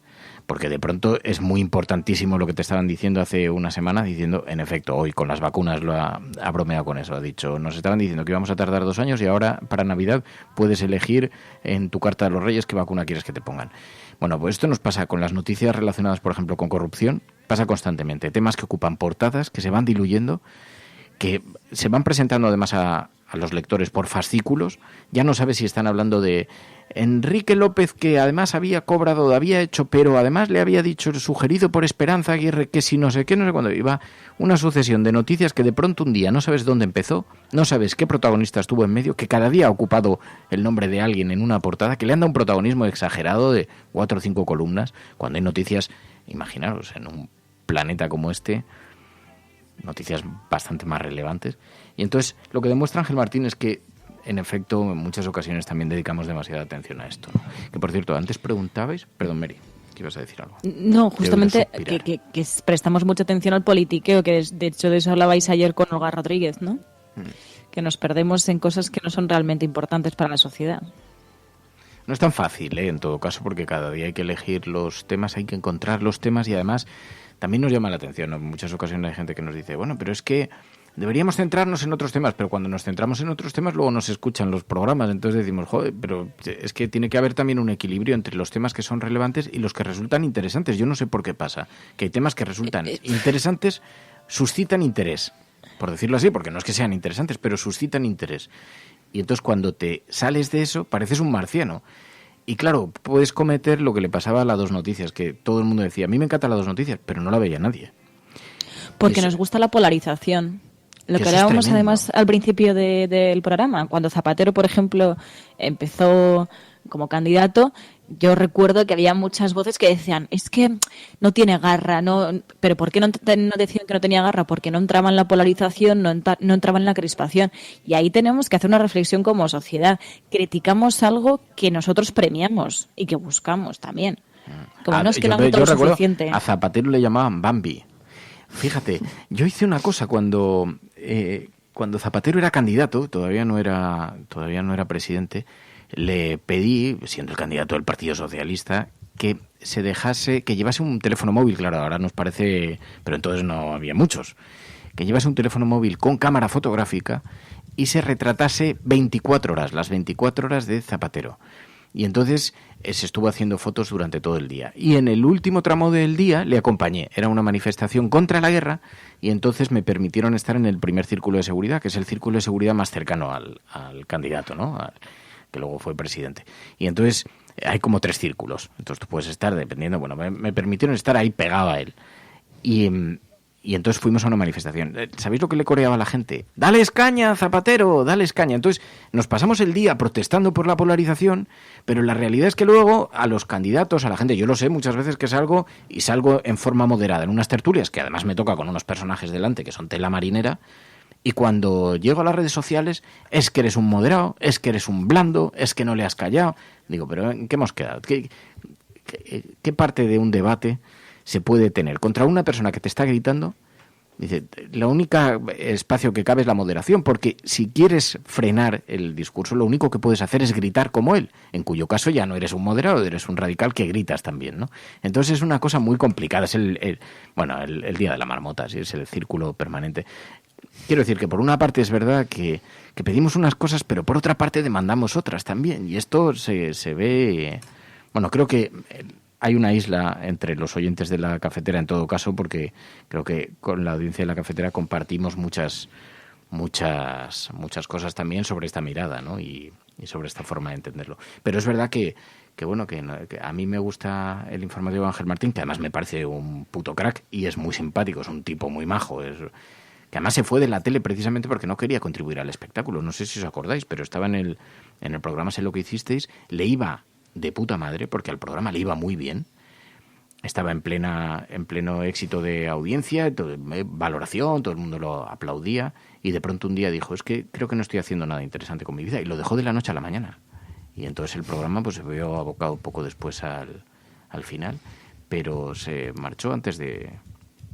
Y es interesante porque él precisamente hacía un papel un poco de señalar con mucha ironía, con mucho sarcasmo, todas las contradicciones que tenía la televisión y todos estos programas que le daban tanta importancia. Él lo hacía además con mucho humor y es un poco lo que sigue haciendo, ¿no? Sí.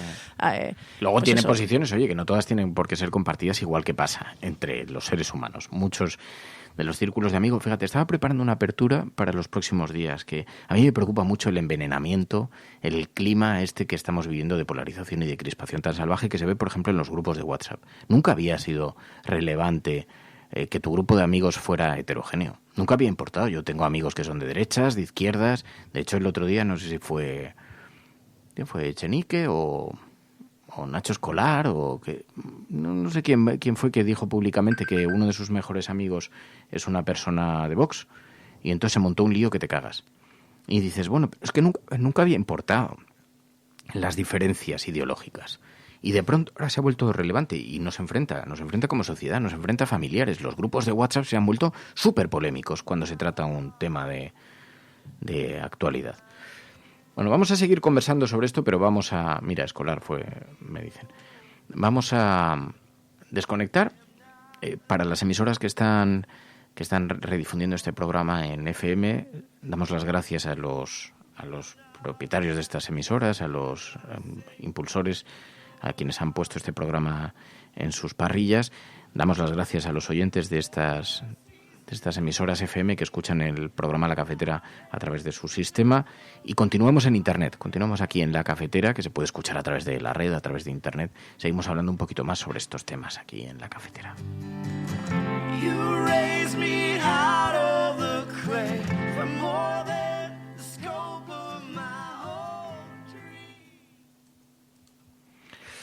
Sí, dice, fue Nacho Escolar en Buenismo Bien. Dice, y es verdad que ahora incluso hay familias, hombre, no va a decir, ya pasó con toda la polarización, con todo el tema de Cataluña, pero venía mucho antes también. Y decían, es verdad, de pronto había miembros de la familia que discutían sobre este tema y la gente aprovechaba para enviar cosas al WhatsApp. Joder, yo soy muy cauto, yo intento no enviar cosas a los WhatsApps de los círculos de amigos y de tal, para no polarizar, para no meter el dedo en el ojo, para no... Pero ahora esto no está bien visto. Sí, es verdad que hay mucha frustración y mucha irritabilidad en general, ¿no?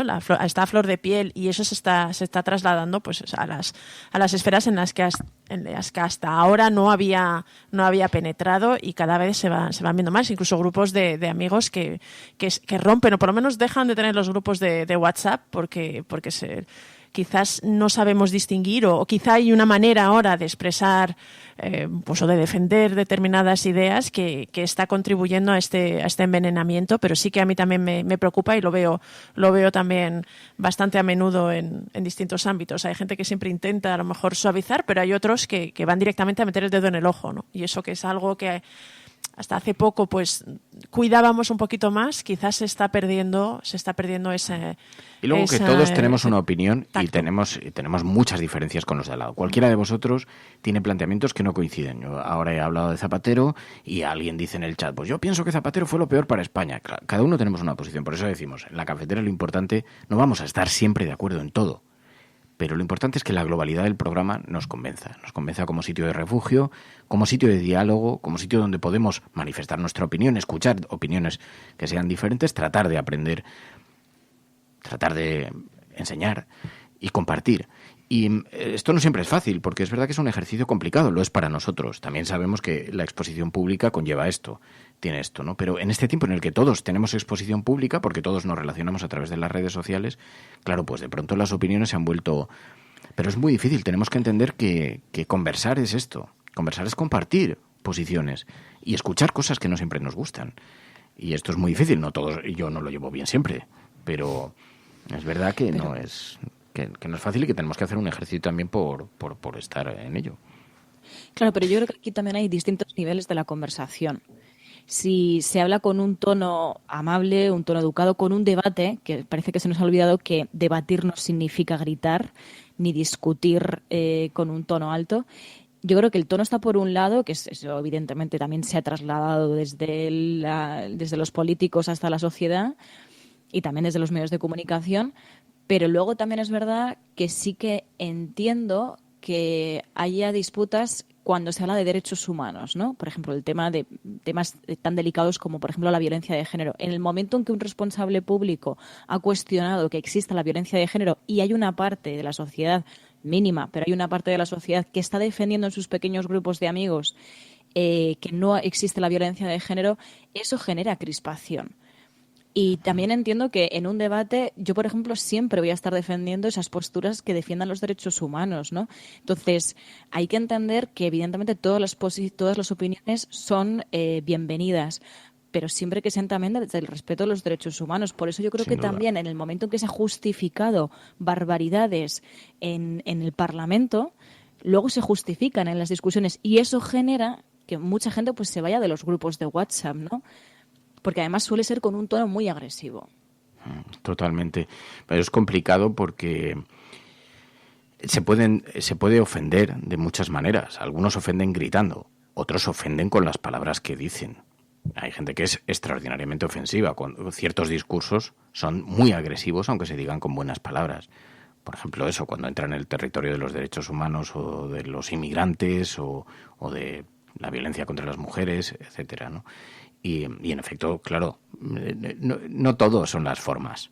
No todos son las formas, aunque las formas son muy importantes, pero no todos son las formas. También, obviamente, hay personas con las que es imposible discutir, es imposible debatir, ¿no? Pero es complicado. A mí lo que sí que me preocupa es el clima de envenenamiento, de envilecimiento. Cómo se envilece todo, ¿no? Gente con la que no tendrías debates, con las que compartirías otras cosas, los círculos de amigos, esto es muy claro. Antes compartías círculos de amigos con los que no podías hablar de fútbol porque sabías que podía haber discrepancias. También no podías hablar de política porque había discrepancias, pero hablabas de otras cosas y compartías otras cosas y sabías que tenías otras cosas que compartías. Y estoy convencido de que todos, incluso el más duro, el que tenga la posición más dura, más intransigente con eso, tendrá amigos que estén en el otro polo. Alguno de los amigos, alguno de los conocidos, alguna persona a la que quiera está en el otro polo ideológico. Estoy convencido, porque eso es la vida. Eso es la raza humana. Eso es el espacio, ¿no? O sea que... Pero fíjate que a mí lo que me preocupa es, yo creo que discusiones sobre política, sobre fútbol, incluso sobre toros, ha habido siempre. El problema es que parece, hasta ahora hemos sido capaces de convivir con ellas. El problema es que ahora lo que yo empiezo a ver es la dificultad para convivir y para aceptar al otro. Y eso plantea un problema, ¿no? Es decir, hay este rechazo, y alguien me parece que lo decía en el chat, ¿no? Ya es difícil hablar con determinadas personas de política porque se cierran en determinadas posiciones, ¿no? En concreto, algunos de las personas que a lo mejor pueden defender el ideario de Vox y los argumentos de Vox es que no quieren debatir. Pero mira, esto lo expresa muy bien Fernando. ¿Qué toleran? O sea, ¿cómo van a tolerar a la gente que no piensa como ellos? Eso es a mí lo que me preocupa, ¿no? Esa dificultad de convivir, esa renuncia parece a aceptar que tienes que convivir con la gente que piensa de forma diferente a ti. Esto lo dice Fernando, dice, yo puedo aguantar que un amigo ponga a caer de un burro al PSOE, a Podemos, y dice, y me parece hasta interesante. Dice, pero que me diga que vota a Vox, que se ha leído su programa y que está de acuerdo con él, incluidas sus posiciones racistas, homófobas, empiezo a pensar que esa amistad a lo mejor no me compensa, dice Fernando. Claro, luego está en los matices la cuestión y en efecto no es tan sencillo, ¿no? Pero bueno, en todo caso, lo que quiero decir más allá de esto, porque luego cada uno tenemos nuestra cruzada personal, nuestra guerra personal y tenemos nuestros propios haters y nuestros propios amigos y nuestros propios enemigos, pero más allá de eso, a mí lo que me preocupa no son los casos particulares, me preocupa el clima general, el envilecimiento. Porque además creo que cuando una sociedad toma un camino, tiene muy difícil desandarlo. Y en esto contribuye mucho las redes sociales. Pablo ha dicho una cosa muy interesante comentando el programa. Dice, quizá nos tomamos demasiado en serio lo que dice la gente en las redes. esto también es verdad que a lo mejor dramatizamos demasiado con la mala educación en las redes. Es posible, pero genera clima. Genera clima, igual que lo generan las tertulias.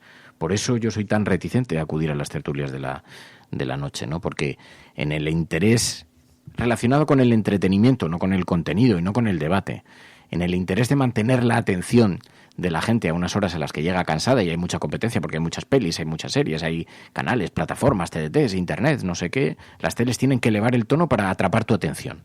Y entonces te montan unos espectáculos brutales. ¿Qué es lo que ocurre? Que luego esas conductas son imitadas. Porque antes en los bares se discutía de una manera y ahora se discute como si fueran tabernas. Antes diferenciábamos los cafés de las tabernas. Bueno, pues ahora tú pones una discusión política en cualquier café y suena a taberna.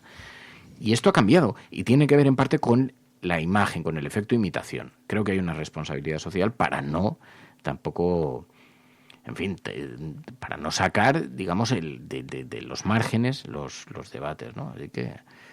Y sobre todo el filtro que tienen que hacer los medios de comunicación, ¿no? Lo hablábamos, por ejemplo, cuando se niega la violencia de género, ¿no? Igual no. La responsabilidad de un medio de comunicación que defiende los derechos humanos es decir que sí que existe la violencia de género y no limitarnos a simplemente dar las declaraciones de la ultraderecha, ¿no? Y en esto yo creo que, claro, no tiene ningún sentido que un medio de comunicación critique y condene la crispación política y el enfrentamiento de la sociedad si lo que está haciendo es alentarla en sus programas de televisión. Claro, aquí hay una contradicción también de los medios de comunicación que no actúan de filtro para que el enfrentamiento no se traslade a la sociedad. Sí. Ahora, es difícil, ¿eh? Es un equilibrio complicado porque, en efecto, se da todos los días y luego hay gente que se ha vuelto especialista en crispar. Y entonces entra con el debate de la provocación. Pero si lo hacen en las redes sociales y lo hacen con la idea de alimentar el algoritmo y que reproduzcan mejor y más... Pero, como dice Mamen, hay gente que sabe provocar ruido, confrontación, y que buscan eso, la confrontación y el ruido, y que no buscan nada más, ¿no? Pero bueno, lo que no sé es cómo vacunamos una sociedad contra estas cosas, contra este tipo de comportamientos y este tipo de conductas, porque además nos tenemos que vacunar cada uno de nosotros. Hay que fundar una liga de gente... No lo sé. Pero bueno, recuerdo eso, la imagen de Zapatero, ¿no? Cuando le llamaban Bambi, dales caña, les das poca caña. Y Zapatero decía, primero es mi estilo y segundo es que no podemos instalar esto en la sociedad, ¿no? Claro, probablemente la clave está en la educación, como dice Alberto Martínez, ¿no? La educación es nuestra esperanza, pero hay gente que es verdad que solo busca pelea y es muy difícil. Es muy difícil así convivir. Y esto es la cafetera. Entonces ¿no? Sí sabemos convivir, ¿no? No, bueno, hacemos nuestros esfuerzos. Oye, que todos cometemos errores cada día 1000. Lo de los errores es un asunto que un día tendríamos que tocar también, que me gusta mucho. Cometer errores, ¿no? Que dice, hostia, la he cagado de lleno. Le he dicho esto a alguien a quien quiero, le he puteado, actuar, tal. ¿no? Bueno, porque muchas veces dices, es que solo un perdón no vale, ¿no? Es como, hay que hacer una reflexión de, no sé... Y nos cuesta mucho también el sentarnos y decir, mira, ha pasado esto y se me ha ido, ¿no? El asunto. Es muy difícil. Bueno, lo primero que hay que tomar son las riendas y tomar la iniciativa, que no pase nada. No pasa nada, uno comete errores todos los días. Algunos son visibles, otros invisibles, unos piensa que no son errores, pero a la otra persona interpreta que sí. Lo que hay que tener es cuidado y hay que acercarse a la gente y hay que... Mira... Lo que no se pueden evitar son los errores. Esos no los podemos evitar por perfectos que nos creamos. Es imposible. Y todos los cometemos, también individualmente y personalmente y contra gente a la que queremos. En lo que se basa la diferencia no es en que no cometamos errores, sino en cómo los arreglamos. Ahí es donde se marca la diferencia. Todos los días. Aprender de ellos a veces también. Pero arreglar un error, ahí es donde está la verdadera esencia del asunto. Entonces tú puedes cometer los errores, pero tienes que arreglarlos a la altura del error, con la dignidad que corresponde. Y es la manera en la que la gente te va a valorar, si eres capaz de resolverlo con la suficiente altura, ¿no? Luego aprender y tratar de no cometerlos de nuevo, pero para salir de la crisis, porque si no vamos diciendo, joder, es que he metido la pata con esta persona, tal, si no pasa nada, si todos lo hacemos con nuestros jefes, con nuestros empleados, con nuestras parejas, con la gente a la que queremos, con nuestros amigos, todos cometemos errores cada día. En ocasiones porque no hemos entendido nuestro lugar en el mundo. Y también hay que entender qué lugar tenemos cada uno y qué lugar ocupamos en el mundo, ¿no? Y yo creo que esto incluso tiene relación con lo que hablábamos antes de la polarización, ¿no? Es como, incluso en la política no está bien que un político diga he cometido un error y lo voy a solucionar lo mejor posible, ¿no? No está premiada la honestidad. Y creo que eso también forma parte también de nuestra propia sociedad. Es como que nos cuesta mucho reconocer los errores y decir, lo siento, me he equivocado, ¿no? Porque entonces ya no puedes seguir defendiendo tu posición, ¿no? Es como que tienes una posición debilitada. Y mira, tiene cierta relación también con la polarización. Totalmente. Bueno, es verdad que en política nunca ha estado bien visto reconocer los errores. Eso de que en la noche electoral todos son ganadores es un clásico, ¿no? Que es verdad que es muy raro que un político reconozca errores en este sentido. Y también, quizá también habla un poco de la madurez del electorado, ¿no? El exigir, el valorar esos políticos que no son capaces de reconocer errores y como considerar que eso les legitima, quizás sea también un problema nuestro, ¿no? Como sociedad. Sí, pero cuidado, que yo no estoy colocando el foco solo en reconocerlos, porque es lo que dice Flynn, sino terminamos en esta cultura católica que tiene que ver con pido perdón y ya está, resuelto. No. Se trata de arreglarlos. La diferencia está en cómo los arreglamos, no en cómo los reconocemos, sino en cómo lo arreglamos. Los errores los vamos a cometer todos. La cuestión está en cómo arreglarlo, qué iniciativas tomo, ¿no? Y cómo pido disculpas. No basta con petición de perdón y tal, que es muy español, de todas maneras. Que es curioso, al rey le fue eficaz, aunque os parezca mentira, cambió en las encuestas. Desde el día que tenía la opinión pública completamente en contra y en el día que pidió disculpas, de pronto respiró aliviado, porque hay un sentimiento católico en España que si pides perdón, pues parece en cierta manera que has hecho un acto de responsabilidad, y no es un acto de responsabilidad, el acto de responsabilidad es la enmienda, es lo que haces a continuación, ¿no? Por eso es muy religioso, pero cuidado, que es diferente el matiz, ¿no? No solamente reconocerlo, sino porque además puedes no tener la culpa, pero la cuestión es cómo lo arreglas, cómo lo resuelves. Sí, que dice Jorge, solemos huir hacia adelante cuando nos equivocamos. Es un gran esfuerzo pararse, pensar y reconocerle al otro que no has estado bien. Es que estamos muy poco preparados además para eso. Y es más fácil eso. Bueno, esto lo ves en las empresas. Es muy raro que nadie se atribuya la culpa. Que diga, no, me he equivocado yo, tal, no sé qué. Oye, mira, me he equivocado en esto, no sé qué, no sé cuántos. Todo el mundo, no, esto es que no sé, no me habrán dicho. Entonces dices, hombre, es así. Pero bueno, la intención es lo importante, dice Seo Swan. Entonces, dice Flynn, el truco de decir que sientes si alguien se ha ofendido. Ya, que esa es otra. Sí, a mí eso me encanta, sin ánimo de ofender, ¿no? Sí. Sin ánimo de ofender. Si voy a pedir disculpas, después de haberme ciscado en todos los familiares, voy a pedir disculpas por si alguien se ha ofendido. Pero es que lo estaba diciendo con... ¿Sabes? Dice, hombre, no. ¿Sabes? Hombre, sí. Es como si te pellizcasen y te dijesen, lo siento si te ha dolido, ¿no? Pero ya lo he hecho. Sí. Así que... Sí, eso no suena muy sincero, ¿no? Bueno, pues nos vamos a marchar. Nos vamos a ir, pero... Así son las cosillas. Teníamos algún mensaje de audio también de los oyentes cafeteros sobre la vuelta a casa, porque claro, es verdad que luego todo esto, las navidades, es que es difícil. Vivimos tiempos que son complejos, no vamos a engañarnos. Hola cafetera, buenos días, Guille desde Francia. Sí que quería hablar de un tema que lo está denunciando mucho María Granate estas últimas semanas, que es a raíz de las PCRs que se obligan a presentar en los aeropuertos para poder volver a casa, y que se está denunciando que es más bien un cierre de fronteras encubierto por las dificultades que se encuentran en muchos casos para poder hacerse una PCR en las 72 horas antes de llegar a España. Y bueno, es un tema en el que se puede profundizar, pero también hay otro problema que estamos viendo mucha gente ahora cuando volvamos a Madrid o a otras ciudades, y es que muchas compañías de autobuses, por ejemplo los que no somos de Madrid o los que lleguemos a Barcelona o a otros aeropuertos, para poder volver a nuestras casas, estamos encontrando muchos problemas con las compañías de autobuses porque no hay plazas para muchos días, 23, 24, 22 de diciembre. Están poniendo muy pocos autobuses porque no saben tampoco cómo va a ser la restricción de movilidad entre comunidades autónomas y bueno, pues yo personalmente temo quedarme bloqueado en Madrid porque no pueda encontrar una plaza de autobús. Así que nada, bueno, pues muchas gracias. Es que es difícil para los expatriados, Guille, desde Francia tenéis tenéis en efecto muchísimas dificultades, muchísimas por encima. No sé muy bien cómo se... Podemos hablar con la gente de María Granate. Igual podemos intentar aportar algo de luz, a ver si nos ocurren mecanismos así un poco más sencillos. Pero el otro día lo comentaba César dos Santos, que además en el grupo de expatriados lo habían comentado, ¿no? Todas esas dificultades que tiene. Primero la dificultad moral, ¿no? De decir voy, no voy, ¿no? Que es muy complicada y no hay una respuesta clara. Y luego también la dificultad de logística, ¿no? De poder llegar a casa de tu familia, también con el tema de la PCR, con 1000 historias. Es muy complicado.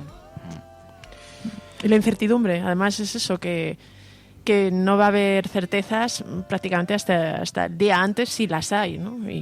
Y realmente es tan complicado cuando tienes que organizarte desde fuera, lo que decía María, ¿no? Primero pues eso, esa especie de espada de Damocles sobre la decisión que tomes y luego cómo la llevas a la práctica. La verdad es que sí que son unas navidades difíciles y duras. Buenos días, cafetera. Estaba escuchando el programa de esta mañana, lunes, en diferido, y sobre el consumismo en Navidad. Y bueno, como artista y artesano que soy, y estoy rodeado de artistas y artesanos, gente que hace ilustración, gente que hace pintura, gente que hace cerámica, gente que cose, gente que hace un montón de cosas, me gustaría hacer una llamada a toda la gente que va a regalar cosas en Navidad y que se fije en artistas locales. Seguro que muchos son amigos, y si no son amigos, por Instagram, por Facebook los encontráis fáciles porque serán amigos de amigos, y es gente que como yo nos gusta o intentamos ganarnos la vida con lo que hacemos honradamente. La mayoría tenemos precios muy por debajo de lo que deberían ser, precisamente por la situación en la que está, y a todos nos gustaría muchísimo que estas Navidades se nos tuviera en cuenta, ¿vale?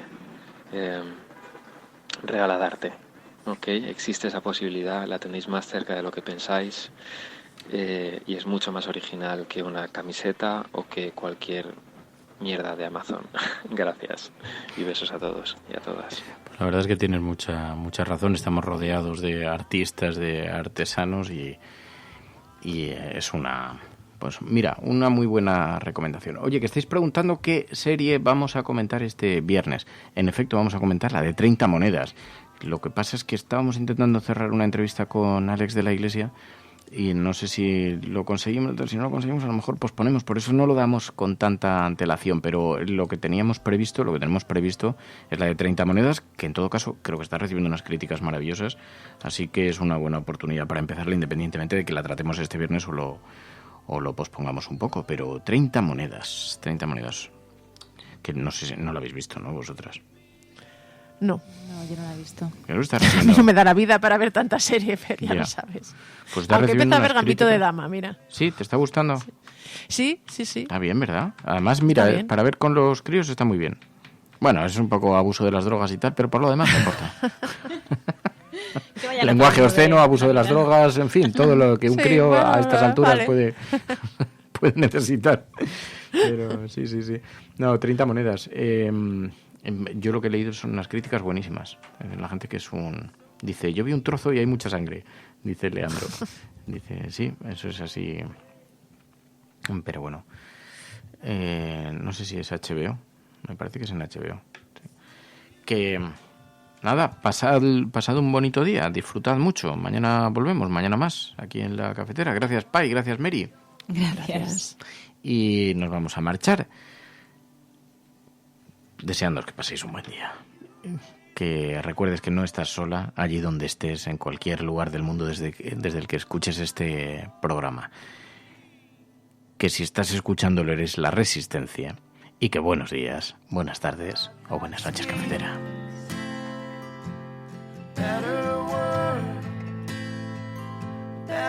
La Cafetera es un programa de radio que se financia gracias a las aportaciones de los oyentes. Si te gusta el periodismo que defiende y sientes que te acompaña, hazte mecenas y ayúdanos.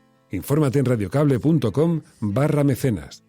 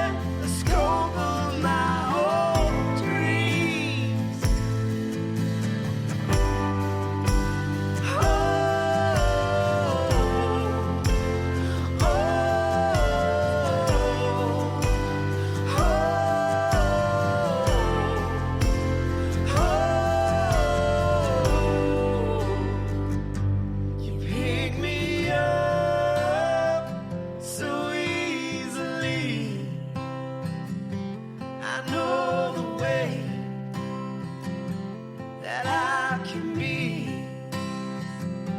and still you run to carry me. You call me